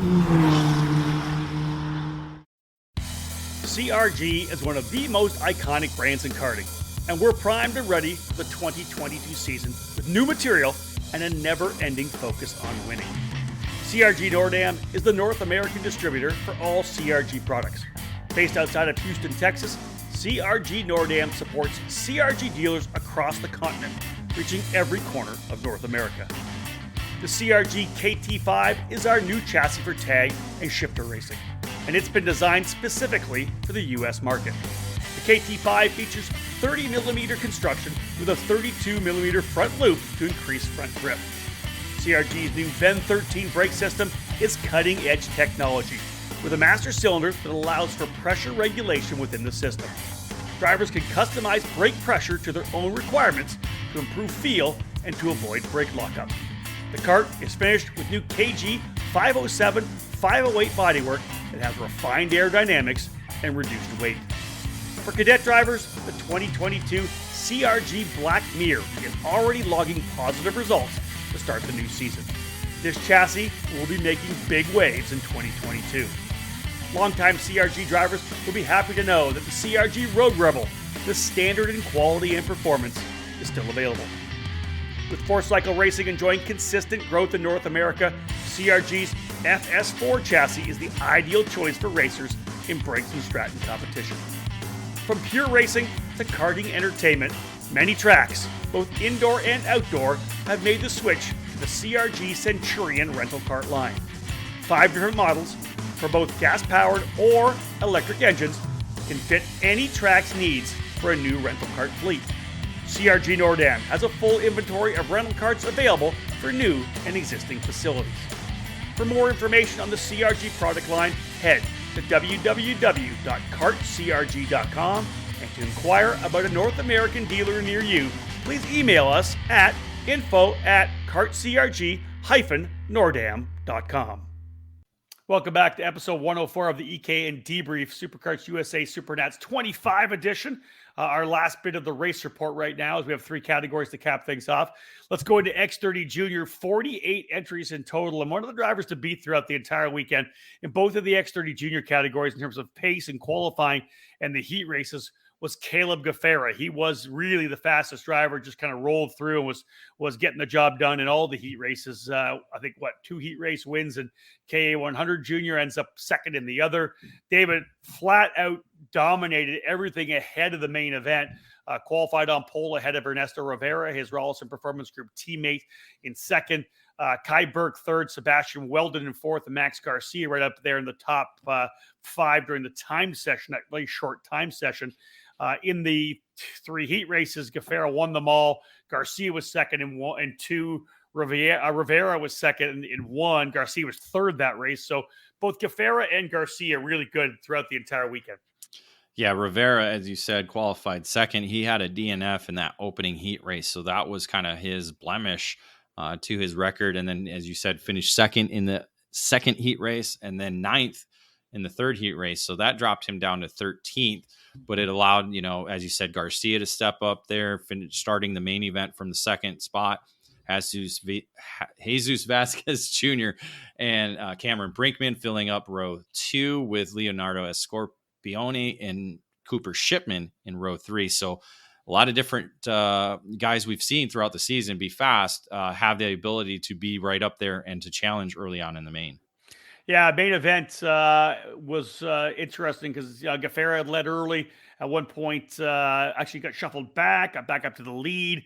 But Rivera was really the man on the move. And it was interesting because we discussed this, myself and Mike Smith and Xander Clemens on the Kart Chaser broadcast, that Rivera's kind of been like the understudy throughout the season for Rawlson Performance Group. Gaffera really has had such a dominant season in terms of race wins. I think he won 25 or 26 races on the season in both SCUSA and USPKS competition.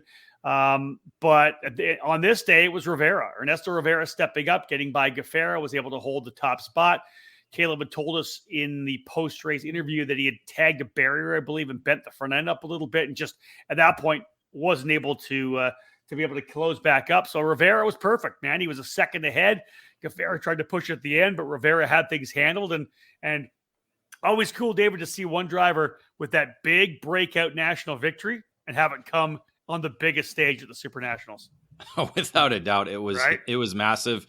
And as you said, in terms of pace, like his fast lap was lap 19, and you have that feeling that lap 20 could have been just as fast, but he probably took that last couple of corners excited and just screaming in his helmet that he was going to win the SuperNationals. So, because really he was the fastest guy on the racetrack. He certainly was. He was coming from 13th, was able to get in that lead group. Again, we talked about it. A lot of shuffling early on. Gaffera got back to third. So a lot of drivers were looking good early, but that allowed him to close up and be within that gap. I mean, he was in the fifth position by lap 2. So he was right there, ready to pounce.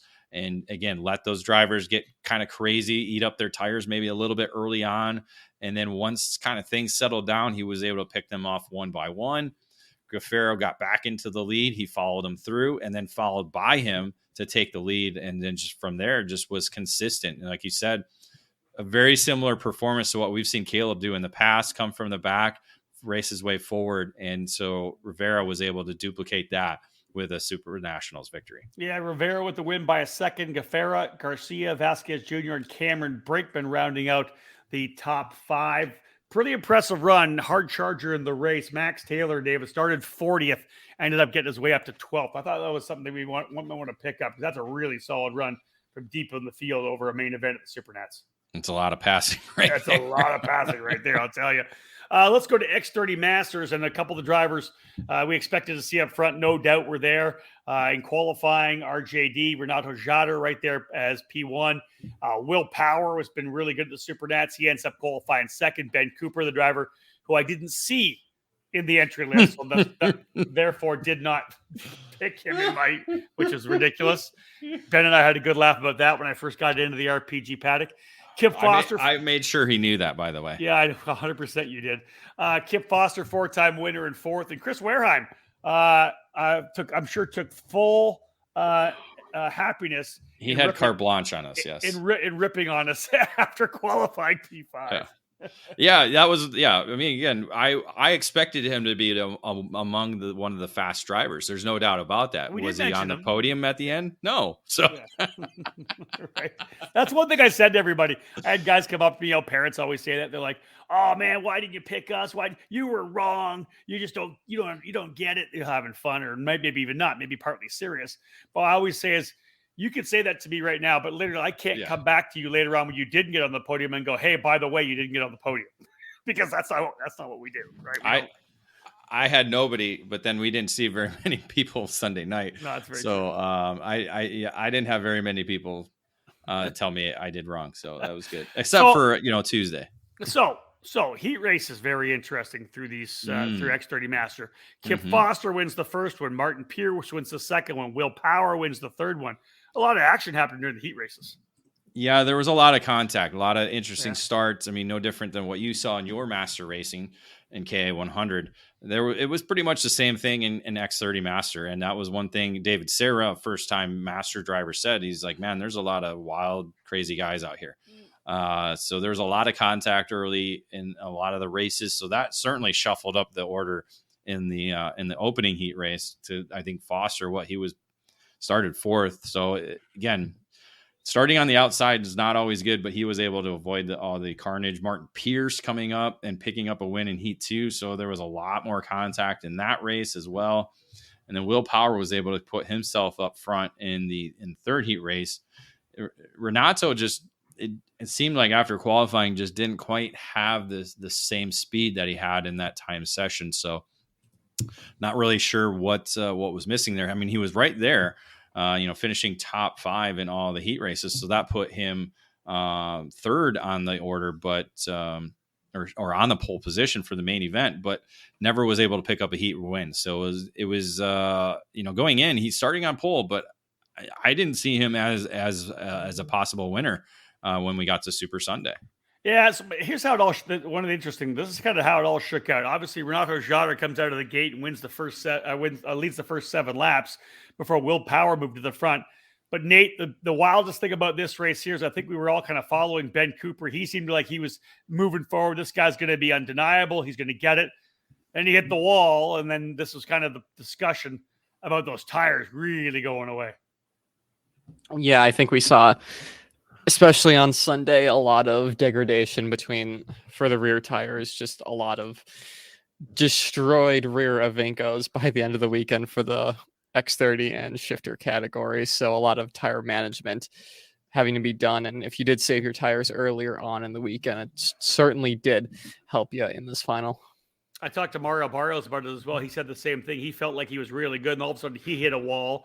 And then because he had just pointed Cooper by, both teammates at Rawlson, and then all of a sudden he hits the wall, Cooper hits the wall, and the thing just can't go any further. I actually took pictures of both Ben's front and rear, and they were both absolutely garbage, just falling apart essentially.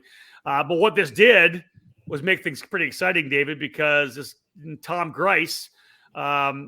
Coming out of nowhere, the British driver rocking and rolling, works his way forward, starts on a move. He gets Barrios, then he gets Cooper, and then it becomes pretty strong that this guy's going to the front. It was wild at the end of that one. Yeah, kind of an unknown throughout the week because he finished 11th in Heat 2 and then recorded a DNF on Heat 3. So he did have a third finish in the opening heat race, but as we said, there was a lot of craziness going on in all the different heat races. So this was a name that, guys knew in the paddock, but we hadn't seen up front all week long. So it's like, what is going on? And just, as you said, just continue to pick drivers off one by one by one and just had that consistent speed to be able to just inch forward. And again, just, putting yourself in the right position. Again, he started outside the top 10 and was in 6th spot by lap 1. So that certainly helped his cause, but again, just kind of waited for the opportune moment. And as you said, savings. I really appeared to be like he was saving his tires because it wasn't until lap 14 that he put down his quickest lap. And that was the moment that he started to be able to pass drivers. But you look at his lap times and they got worse after that point, but you're passing people. And as you said, the drivers he's passing, their paces were falling off as well too. Yeah, the last couple of laps, obviously Renato Jader David running in second, Will Power leading the way. It looked to me like Power had it. With a couple of laps, so 3, 4, 5 laps to go, like Power's got this. He's out front, running fantastic, able to hold the gap on Renato. And then, as we said, Grice kind of worked his way by Cooper. And then over the last couple laps, reeled in and got Jader. And then, boom, was able to get by Power. I think it was in turn number 7, threw down to the bottom. And that was it. Will, his tires were done. He wasn't able to do anything. And even though he kept pushing over the last couple laps on that final lap, he's able to get the pass done and wins by almost 0.4 of a second. Yeah, it was actually, I think, coming to the white flag, if I recall. I'm going to double check that. Yeah, because I think it was turn 10. I think it was right there in front of everybody. I thought he got it over in 7. No, because I think because Will was not good coming out of 9, that left-hander after 8, and I think he was thinking about defending and then didn't and went the normal line and then Thomas just dove right in. So I want to say I thought it was turn 10 because I think he got into the lead coming to the white flag because it was very similar to what we had seen when Kip Foster beat Will Power back in 2014 or 2013. And like you said, the tires were his tires were going away as well too. Yeah. So it was coming to the white flag. I want to say in turn 10 that Thomas took the victory or took the lead. So Grice gets the win. Obviously, everybody pretty happy when we got in there. It was Grice, Power, Renato Jader. He actually wasn't happy at all from P3. Ben Cooper in 4th and Kip Foster in the 5th spot. Everybody was pretty, both Power and Foster pretty happy for Grice. In the end, Power gets dinged for squish on the power plant.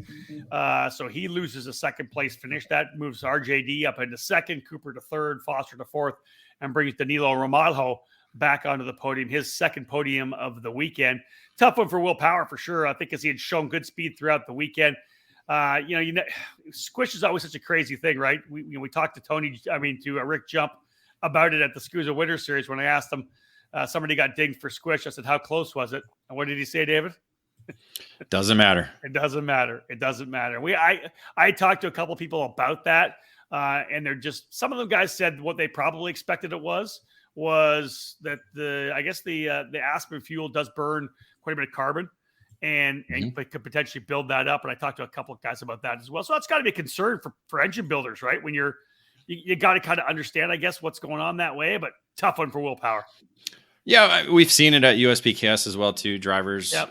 getting dinged for squish there. It's just again a lot.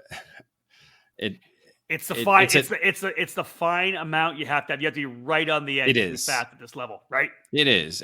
But again, that's a scenario where you want to try and not even, it's like weight. It really is, the squish thing. The engine builders know, they can measure the difference. They understand it.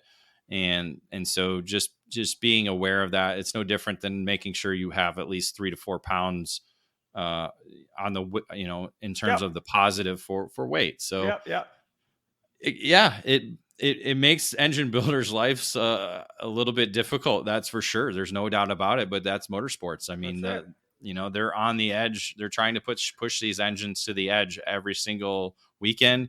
And obviously, this weekend's a little bit different than most. But the squish is something that we're still going to see getting pushed to the limit week in and week out. Yeah, until the last time we're going to hear that DQ. No, it is not. No, it is not. All right, let's go to Pro Shifter and cap this thing off. 74 drivers in the Pro Shifter category. And interestingly, the way the heat races played out, there was a couple heat races where the first one being the one, it was all like the Red Army. All the PSL Burrell Art guys were in one heat race, and they dominated. Coming out of the gate, Pedro Hiltbrand qualifies on pole. Danny Formal, really impressive in the RPG. Tony Cosmic, rather, in second. You got Marcus Kajak in the Tony kart, Jake French in the Burrell, and Martin Kremers in the Burrell. So, 2 OTKs and a couple of Burrell Arts from the top 5 in qualifying. But as I said, David, the opening heat race was all Burrell up front. It certainly was. Yeah. That was the same theme that we saw last year outside Las Vegas Motor Speedway. A lot of the Burrell Art manufactured machines, Charles Leclerc, Burrell Art, were up front, and Hildebrand, who had not yet run the Pro Shifter category at the SuperNationals, is a KZ regular in Europe, was really excited about racing it this year, and certainly showed as he was up front for majority of the week, only missing out on one heat race win, and that was a loss to Martin Kremers, finishing second to him in the third round of heat races. But again, you had Formal that was up there picking up a win, and then Kajak picking up 2 of his own. So he was really elevated as that driver that could break up the red that was up front with Hildebrand, Kremers, and the other drivers, including Jake French, who started 6 with 3 top 5 finishes in heat races. Formal's third heat race is what I think cost him. He finished 9th, so that put him back to 5th, starting from row 3. Behind Kremers. Alongside Kremers was Remo Ruschetti in the Ital kart, who had 3 top 5 finishes as well in the heat races. So he was fast. A number of different drivers, including the Magic Kart driver, Fabian Federer, who Ryan Beechner pointed out on Facebook. He said, "Hey, watch this guy." Yeah. So that was an interesting, because he essentially took the role for Magic Kart with AJ Myers recording that DNF in the third heat race when he just went a little bit wide and made hard contact with the barrier. So that dropped him down to 21st in the order for the main event grid. So looking at it, it looked to be a lot of different interesting stories that could have developed throughout the main event when you looked at the grid, including the top 8, which 8th place was the defending winner, Matteo Vigiano, in the 8th spot. Yeah, the wildest thing about that race obviously was we got going. It was a big wreck on the opening lap. That took a long time to get cleaned up, and obviously a big, pretty nasty wreck for the driver, who was okay, thankfully. And then you get a couple drivers getting incidents on those opening laps, right? Talking about Formal getting taken out of the opening circuit. They tried to get that kart fixed. Same went for Kyle Wick. He stuck a motor. They went back and tried to get that motor redone. And again, we followed that on the broadcast the entire time. Hey, are these guys going to be allowed to come back in? We were speculating. I went straight in and I said, you know what? Why don't I just go ask Bo Barfield? So I literally went and asked the race director if they'd be able to come back on. He said, absolutely not. And the discussion, David, afterwards, I talked with some people where, occasionally if something like that happens in a European race, they'll do a half-hour repair period, right? So red flag, bring everybody back in, do a half-hour repair period. But we were a lap and a half in already, and obviously not something you were able to do. It wasn't the opening lap. So both Formal and Wick were done for the day. Well, And the whole red flag situation, Nate, I'm not sure where were you at when I was in the tower Nate, at that point. I asked Nate. Sorry, Nate. my apologies. Yeah, I was in the tower too. Okay. So I was in turn 1 when this all happened. So I was there with all the photographers that were there catching the start of the race, right? Because it just happened. As you said, they had one completed lap, and essentially it happened right after that first turn because it was right on the straightaway where the cart got up and over after had nowhere to go because there was a cart stuck right in the middle of the racetrack. So it was a unique, I'm not quite sure why they threw the red flag to begin with. Because earlier in the week, they had literally a mini Swift driver laying on the racetrack and didn't throw the red flag with him ejected from the cart. Yeah. And so it was, and where this driver was able to get up and get out and slowly walked off the racetrack in time for the field to come back around and clear the racetrack. But they threw the red right away. And so the only thing I can think of is it looked more horrific than what it was. And so they just assumed and threw the red flag. So it was a strange scenario because you said it was a long cleanup. It really wasn't a long cleanup because the driver could have easily walked to the ambulance, but they rolled it out already. They put him in the back. They backed him up. And then we sat there and waited. I'm not exactly sure if they were trying to line up everybody, but there was, as you said, a long period of waiting and waiting and waiting. I wasn't quite sure what was going on. I didn't even know about the whole Formal Wick thing until after, because again, I'm in turn 1 and there's no speakers where we were at and hear what you guys were talking about until I got on social media that night and talked to a couple other people that, they did an engine change in like 6 minutes. It was wild. For Kyle Wick. It was amazing. Gary Carlton and the whole crew jumping in, getting that engine changed. The pipe was flying off. They were going to town. And Gary, of course, was literally on full pin because the minute he came down and realized they weren't going to let him back in, he had his hands on his knees like, oh my God, I just put it all out there for 5-10 minutes. It was amazing. It really was. Yeah, that part's amazing. And I'm just wondering, what was the delay? I guess we don't really know, do we? I don't know. Was it lining everybody back up? I don't know. They're all kind of hanging around. I don't know. That's something we should have to dig into. Okay. All right. Well, listen, the bottom line is we go back to green flag racing and pretty easy for $15,000. Pedro Hiltbrand essentially handles the race for 25 laps and gets a massive win. Yeah, it was not necessarily a dominating performance, but he just was able to maintain just that little bit quicker of a pace over Kajic on the Tony kart. Yep. Again, nothing wild and crazy throughout the main event. I think it was more the battle behind them for position. Federer eventually put himself up into the 3rd spot, and it was Kremers it was almost like Kremers was like the pinball. He was a driver kind of trying to save his position and just didn't quite, I think he said that in the interview with you, just missed something for the main event and didn't quite have the pace and actually got a penalty. He finished 4th on the racetrack, but got a 5-second penalty for contact. So that dropped him off the actual official podium, moved Ricardo Longhi into the 4th spot, and then American Jake French on the podium in the 5th position for his, what is right now, we'll just say it, is final SuperNationals, but don't be surprised if you see him in a couple of years. That's it. Here's one thing I want to bring up, and Nate, I'll let you talk about this a little bit as well. One of the wildest things that happens in the entire weekend is Vincenzo Saraceno coming out of turn 10, breaking a hub, and I even know how many views it has now, probably on social media, but he ends up doing about 8 360s, or let's say 5 or 6 360s, shoots him out of the go-kart. He's okay, thankfully. He ends up coming through as the last driver, I believe, right through the LCQ. Starts 40th, up 24 spots, ends up 16th at the end of the SuperNationals. Great run for Saraceno, but dude, that spinorama thing was one of the wildest things I've ever seen. Yeah, I was in turn 1 with Kart Chaser's cameraman there, and we both caught the back end of it and kind of looked at each other, wondering what the heck happened. And I turned into the live stream, caught the delay of it, and it was just spinning around. It is going viral online. Kart Chaser's reel of it is sitting at 1 million views exactly. I've seen it on amazing. Other TikTok social media platforms, not just Kart Chaser or us, other people picking it up as well.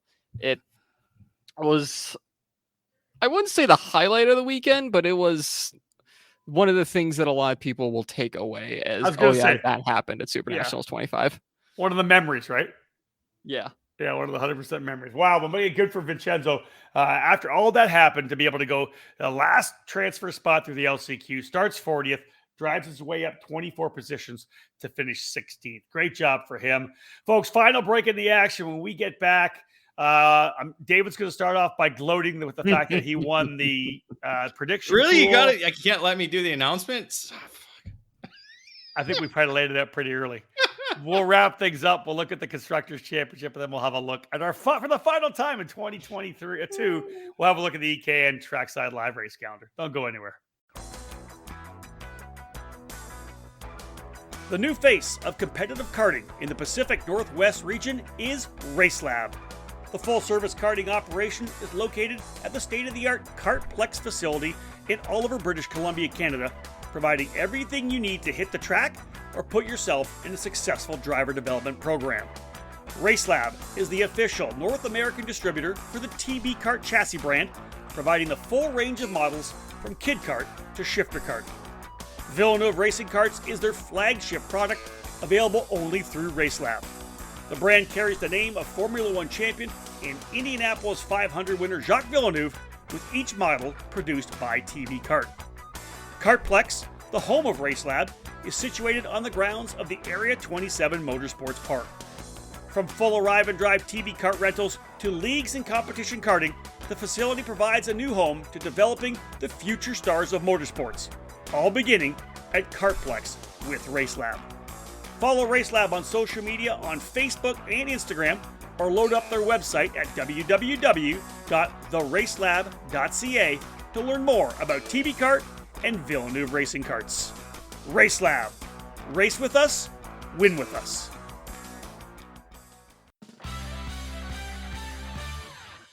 Established in 1999, PSL Karting has become a powerhouse within the karting industry for North America and around the world. PSL Karting is your complete source for all Burrell Art products as the North American importer, providing this top quality product through both their expansive dealer network or through the PSLkarting.com online store. Whatever you need is available 24/7 online, including safety gear, parts, components, and full karting packages. All three brands, Burrell Art, Ricardo Kart, and Charles Leclerc Karts, are in stock and ready to hit the track. Grab your winning chassis for any category by visiting PSLkarting.com to find your nearest dealer. PSL Karting is always looking for interest in new dealers and teams to help create new business relationships.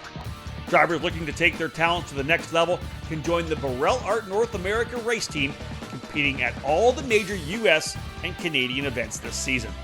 When you're ready to win, go with PSL Karting.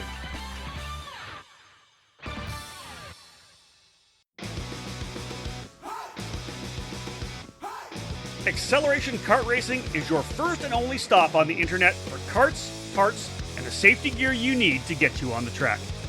Visit shopakr.com for a great selection of karting equipment on a user-friendly website. Acceleration Kart Racing has aligned itself with many of the top manufacturers and distributors in the sport to ensure all the latest equipment is available to you, the racer. With over 20 years in business and customer support available 6 days a week, you can be confident about getting the right parts at the right price when you need them. Be sure to visit shopakr.com today or stop by their headquarters in Las Vegas. Make sure to follow Acceleration Kart Racing on Facebook, Twitter, and Instagram for the latest specials and new arrivals.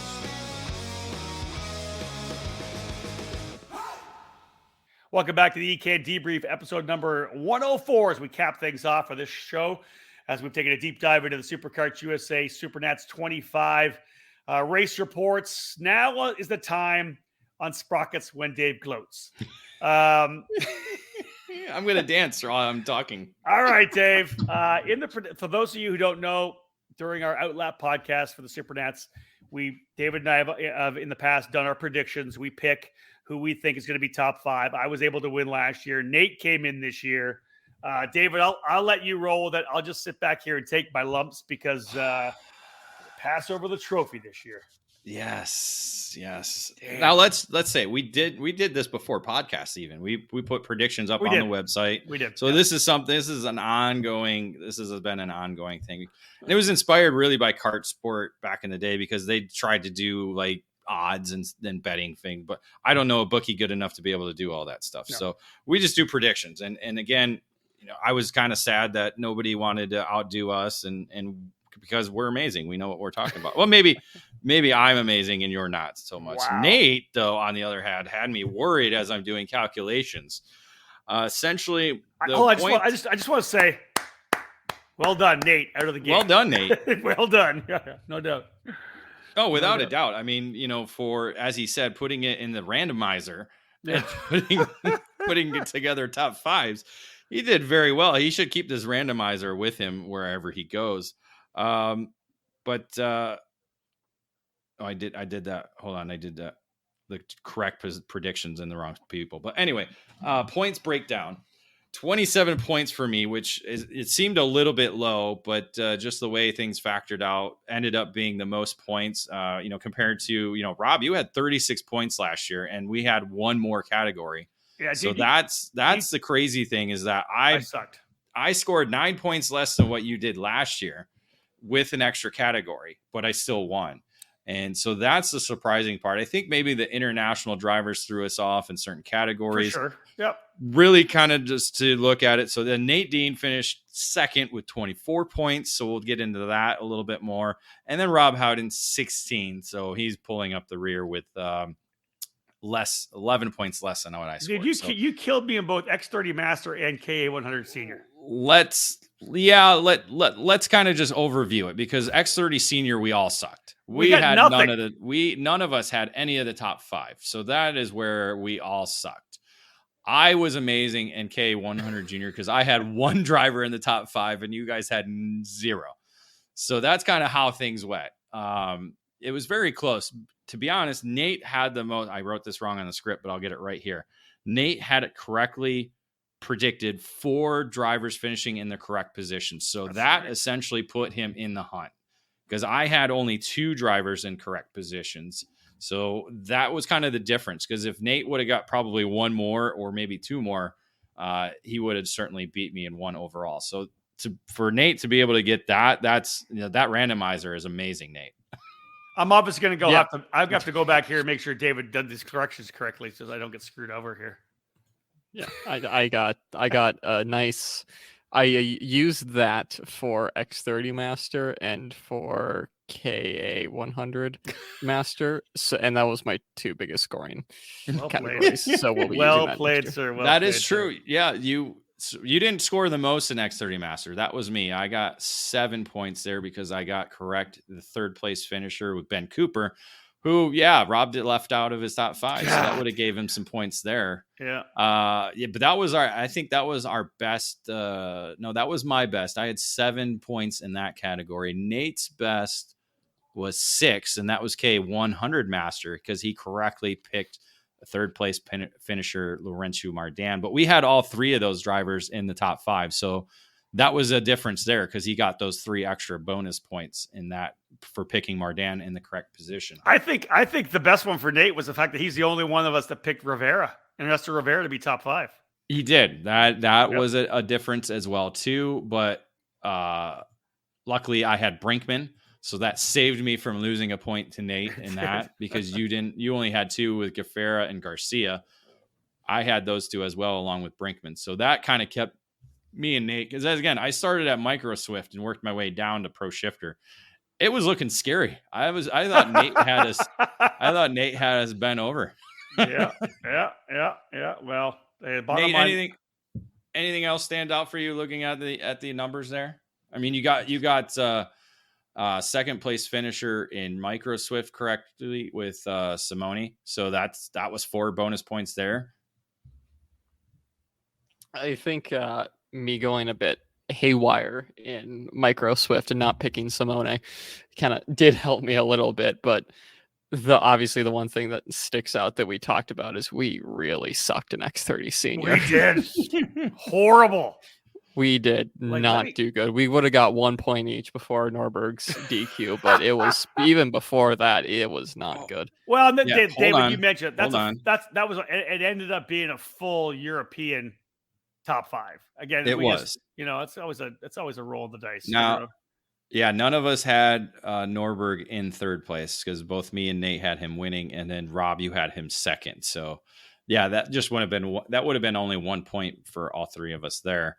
But yeah, I think the Vila, I think that was an option, because we've seen him before, because none of us knew Gilterre really. No. I saw Stolzer Manis. I wanted to put him in this one, but I didn't, just because of the level of the field. And I wasn't, again, when you're coming into the SuperNationals as a senior rookie, yeah, you've won the Rotax Grand Finals, but the Rotax Grand Finals is a completely different event compared to this. So not sure exactly how it was going to work out. So it's good to have these names now for if they do come back next year to it's going to make predictions even more difficult next year. Yeah, no doubt about that. And there were a couple, like we said, a couple of late entries we didn't know about, right? That would have gave us like an RJD running an X30 or K100 Master, like a Shudo moving over to Ramalho, even because he wasn't on the entry list. We talked about him, but we couldn't predict him because he wasn't on the entry list yet. That's true. Yeah. All right. Bottom line is I got my ass handed to me. David Cole wins, and Nate Dean super impressive in his freshman prediction. Very impressive. Yeah, very impressive. All right, let's wrap things up here, guys.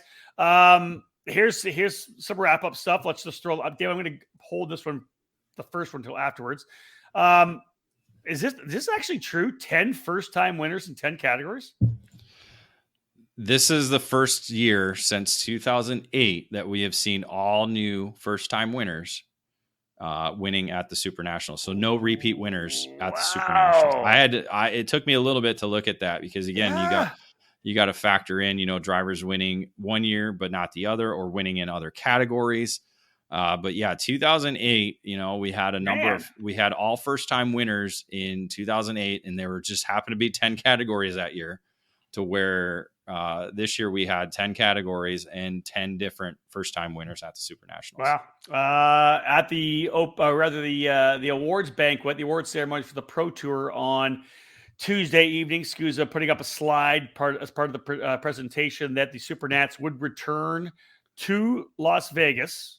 It said Las Vegas for the 26th edition of the event, but date and location TBA. Obviously, David, the traditional SCUSA SuperNationals date the same weekend as Formula One. I don't think we're going to be going there. Nobody wants to spend $68,000 for a suite at any of the hotels. What are you talking about? It's for a Motel 6. That's probably going to cost that. True enough.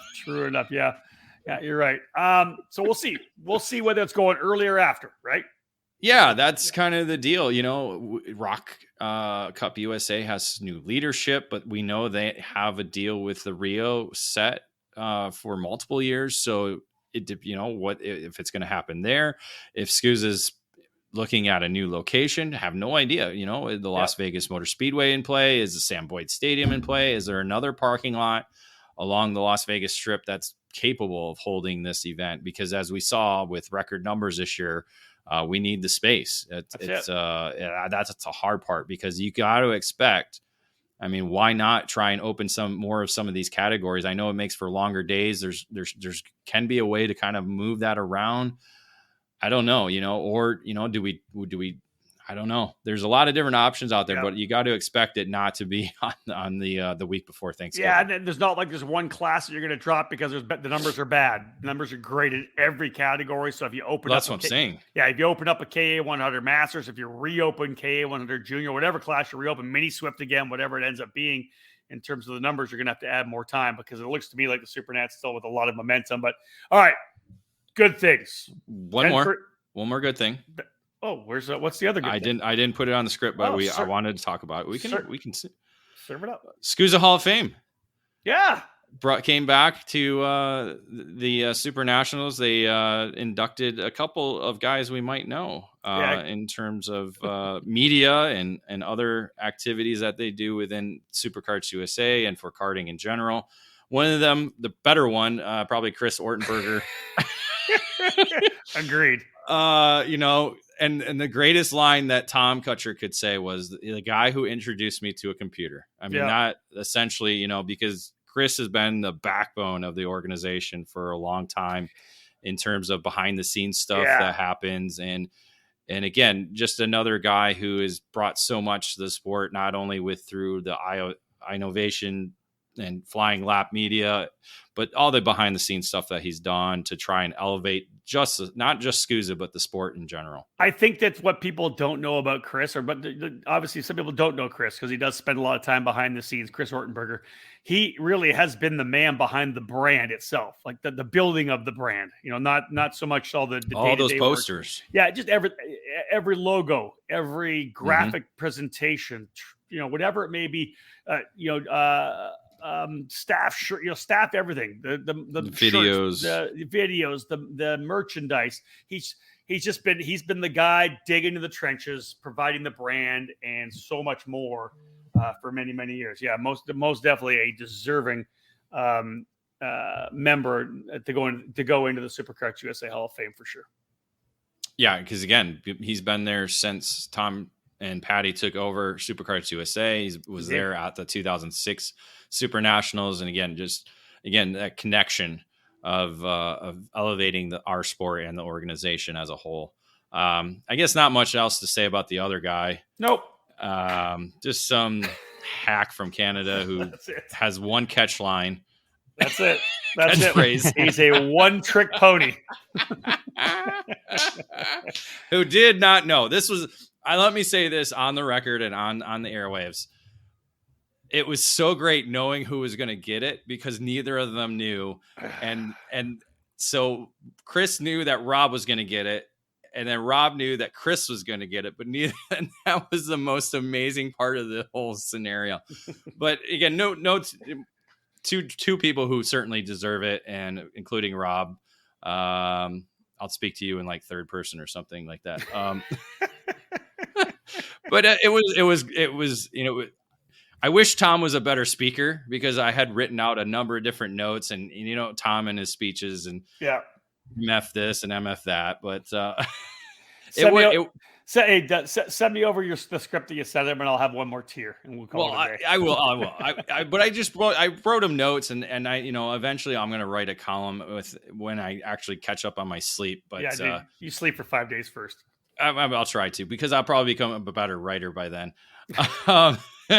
But it was fun to kind of just watch because you had that same kind of emotion when you awarded me the Dan Weldon. Agreed. And so it was fun to see the surprise and the emotion kind of outpouring as Tom did do his speech, and because you knew from a couple of the comments and words that he said that it was coming your way. But it was certainly great to be there.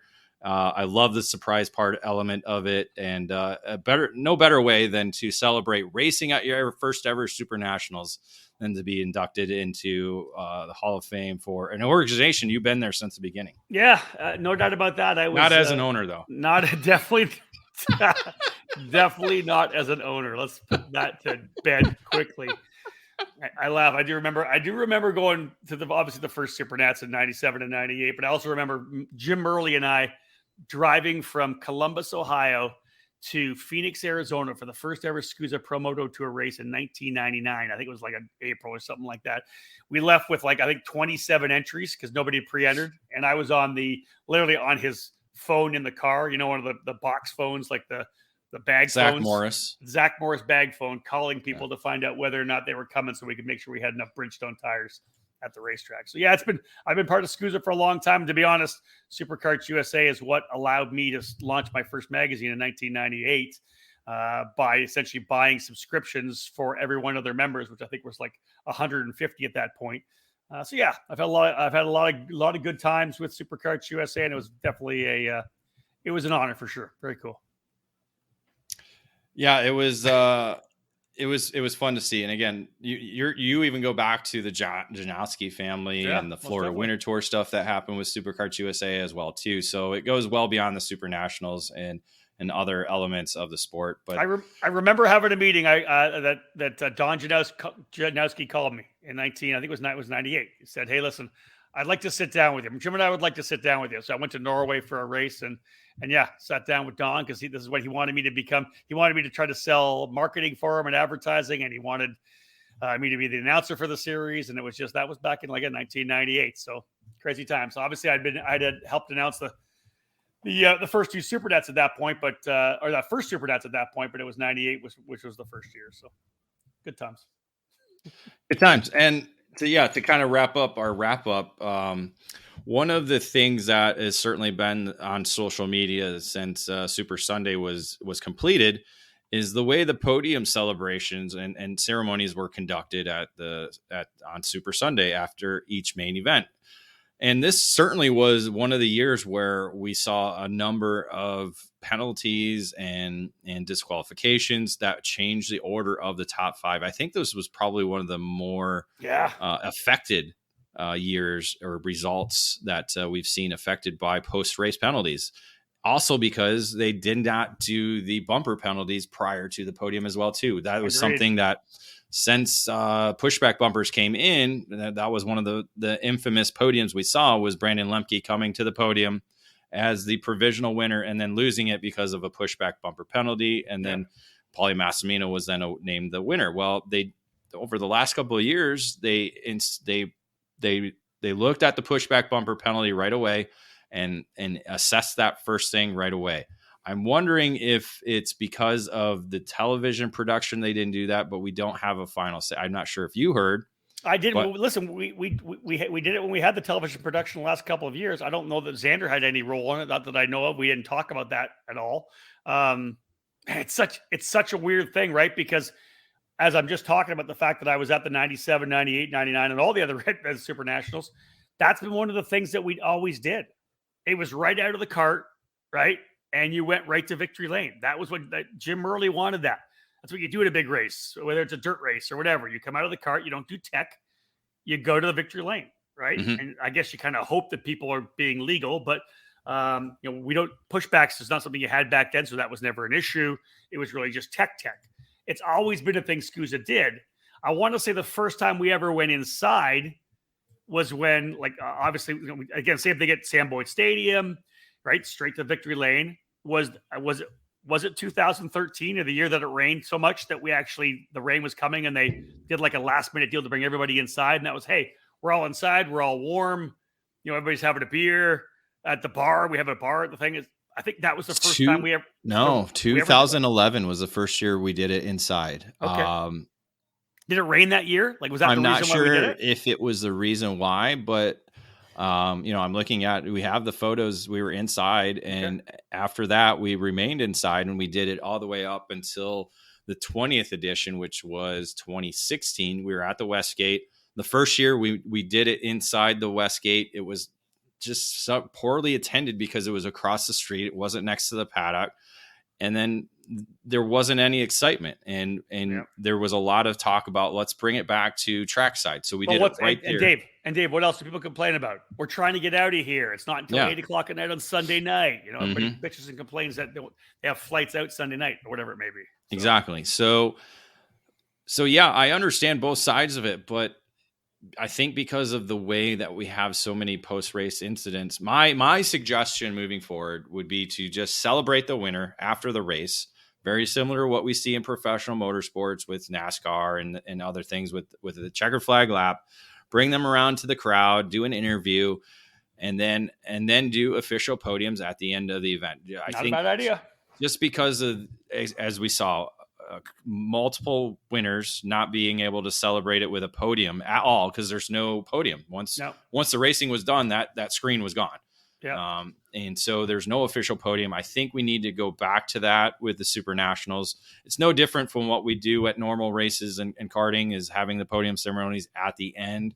I think we just got to figure out a better timeline to be able to do that. Whether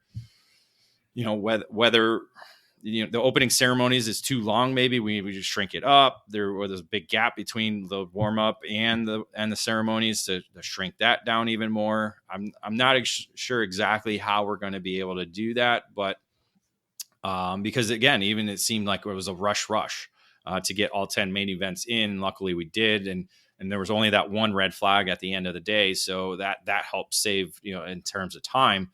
But I think we got to have the official podium. I think everybody that finishes in the top 5 officially needs to be able to celebrate that. Nate, what are your thoughts on that? I don't know. I go both ways with it. I think as a competitor who maybe would have finished second or third, yeah, with the possibility of there being a penalty, you would want, if you did end up getting that win for someone having a penalty in front of you, you would want to celebrate it, because we saw like Stephen Miller, when he found out he won, he just had to take a picture on a road in front of the Rio, and that was his celebration, which it sucks for him. On the other side of things, and me being a little selfish from a media side, seeing the raw emotion of everyone who won, and especially in Mini Swift, when Turner Brown won before he got the penalty, seeing his just raw emotion, how much it meant to him. I wouldn't want to take that away from the people who didn't get a bumper penalty, who stayed in their tram lines, and who don't have engines that possibly failed squish tests. Yeah, no, listen. I agree. Hell on. And that's Nate, you go back to Jim Murley when we first started doing this, that was what he wanted. Don Janowski. It was the same term, the raw emotion. You've just won the biggest race. It's the raw emotion of taking the helmet off. You're not waiting the hour, or listen, literally, what's the first race? 11 o'clock. You could be literally waiting 9 hours or 8 hours before you did. So that's Dave, right? The emotion was never there. Guys were there. Yeah, right. I'm already there. They're not in their suits anymore. They're wearing it. They don't want to wear their suits. They've been in their suits for 8 hours or 7 hours. So again, that's the dichotomy of it. Yep. I still think we need to have an official podium at the end, though. I still do. I think maybe, again, maybe it could be quicker. In terms, David, you're bang on. You're bang on. Bring the winner down, because if you finish third, you're still pissed off that you didn't win. Normally, right? But like Nate said, that's a great interview. Like it's great to hear that raw emotion of losing. And I see. As much as we don't want to see people lose, just hearing their raw emotion about it is quite unique. And Billy Musgrave was one of them. There's other ones that were pretty good interviews after the race. But I think in terms of to make it complete for everybody who does deserve to celebrate, it should be an official podium at the end. And like I said, just bring the winner again. To get the winner the checkered flag, send everybody else to the scale line. Again, with the way technology is, we could get from the scale. We used to go to the scale line to do interviews. There's no reason why we can't do that with those drivers who finished second and third. Again, it all depends on the timeline and the show that they want to produce. Superkarts USA does. So a lot of other different things that we could look at and change around. And certainly I have suggestions. I'm sure other people have suggestions. It's just a matter of putting it down on paper and getting the discussions going. So, Dave, let's cap off this wrap up before we jump into the EKN Trackside Live race calendar. The Constructors Championship. We do this for all of our debriefs. 9 different brands scoring over the 10 wins. Yeah, that is certainly a unique stat. Not unlikely, because last year we had 8 different brands for 9 winners. 2019 we had 11 brands for 12 different winners. So we've kind of seen that diversity. I think really the only year we saw a lot of dominance was 2012, where there was only 5 brands of the 9 winners. So great to see the diversity continue in terms of the constructors winning at the SuperNationals. The only brand to win twice this year was the Burrell Art. We had Kart Republic and Energy picking up victories along with the Charles Leclerc chassis and LN Racing Kart. So those are 2 Formula One chassis right there. Yeah. Cosmic. Oh, another one. Alonso Kart as well. And then Parolin and Tony Kart picking up victories as well. So pretty diverse. You got OTK there 1, 2, 3 times. But you have Burrell Art and Charles Leclerc also together. Kart Republic and Alonso Kart are together as well too. So But 9 different brands and a great diverse winning list in terms of chassis manufacturers. Let's wrap up the longest podcast of the year. The SuperNationals. It's close to it. We're almost there. With the EKN Trackside Live race calendar presented today by Franklin Motorsports. Franklin Motorsports is a leader in the karting industry with over 50 years of combined karting experience, and they can provide you with everything you need to go racing. With a large online product selection, select track support events, and a wide variety of shop services, Franklin Motorsports is your complete karting source. They specialize in IME engines, tillet seats, and of course, their championship-winning Merlin chassis. They've been supplying racers with start-to-finish support at race events for years, from providing a helping hand on a weekday test outing or at a club event, to full arrive and drive packages at the highest level of competition. For all things karting, visit franklinkart.com. All right, guys, we're going to cap off 2022. I'll say this first and foremost, Nate, it's been fantastic having you join us midway through the season. Looking forward to me jumping into a full calendar with you. It should be fantastic. Looking forward to the off season, but not for long, David. Our first Trackside Live coverage, January 13th, 14th, and 15th. The Superkarts USA Winter Series getting going back at the AMR Homestead Miami Motorplex. And then, maybe 2 weeks later, I guess, 3 weeks later, we go west, starting off the Challenge of the Americas at the Musselman Honda Circuit in Tucson, Arizona. We are literally talking about 2023 right now. Well, thankfully, we're in November, not December, because we are going to get that month break for competitors, teams, and manufacturers, and everybody to kind of recharge here. We got, obviously, the Rotax Grand Finals going on right now over in Portugal. But after that, the calendar for karting around the world kind of settles down. And as you said, it's time to regroup and reset as we head into the 2023 season. And no better way to do that than Homestead, Florida, and Tucson, Arizona. Yeah. Nate, what did you think about your first 6 months? Bunch of races with us. You've done great work. We appreciate it. Yeah, it was quite the second half of the 2022 season. A lot of drama, a lot of stories, just a lot to keep up with, but a lot of fun. Yeah, no doubt about that. David, final thoughts?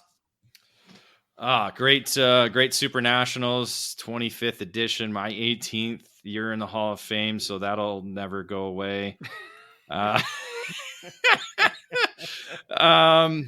Yeah, just an amazing time. It was a great time, both on and off the racetrack. Thank you to everybody who again supports what we do, and again, those who give us, thank you back to you. And again, thank you to the racers, because without you, we wouldn't be able to write what we write or cover what we cover. And just again, amazing year. And an amazing sport that we are part of. Yeah, the feedback throughout the entire weekend, on what you do, it's kind of the final race of the year. So people, thanking us for what we've done throughout the season. Getting a chance to race the entire Drive to 25 went over really, really well. Obviously, I got lots of articles still to write to cap that thing off. A lot of content still coming out from my running in the KA100 Master category. Awesome to get a chance to work with Mike Smith and Xander Clemens again. We had a lot of fun with that broadcast. I appreciate them kind of picking up some of the heavy lifting when I was pretty busy, right? I believe I still owe Mike Smith a drink. You probably, yes, you do. That's right. Because the over-under, we didn't mention that. The over-under on Rob's finish was top 20. I ended up finishing 19th. So there is another win. That is a win for you. That was a big win for me. I was able to get to the finish and get the twin checkers from the flagman and starter of the Indianapolis 500. Yeah, that's pretty cool. That is something I've never gotten. Yeah, Yeah. I've never had Aaron. No, I've raced with Aaron, but I've never had him wave the double checkers for me. And again, I was in a great thing about going to the SuperNats, everybody's there. So I was in the middle of a lot of conversations with them, our good friends in the industry.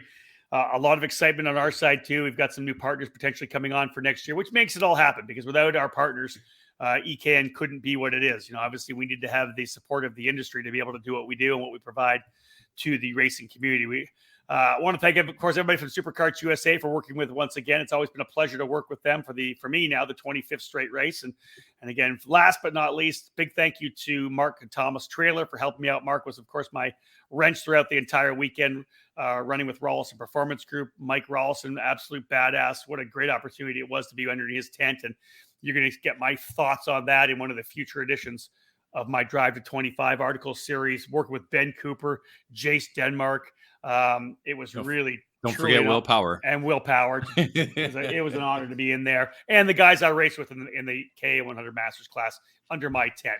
Miguel Mir was fantastic. I had a chance to talk with him quite a bit. Pete Vedder, Mario Barrios, and Johnny Blair as well. We just were able to talk a lot about what we were doing. And for a guy like me who hasn't run a 2-cycle in a long time, they really kind of stepped me up and helped me make things happen, which was fantastic for sure.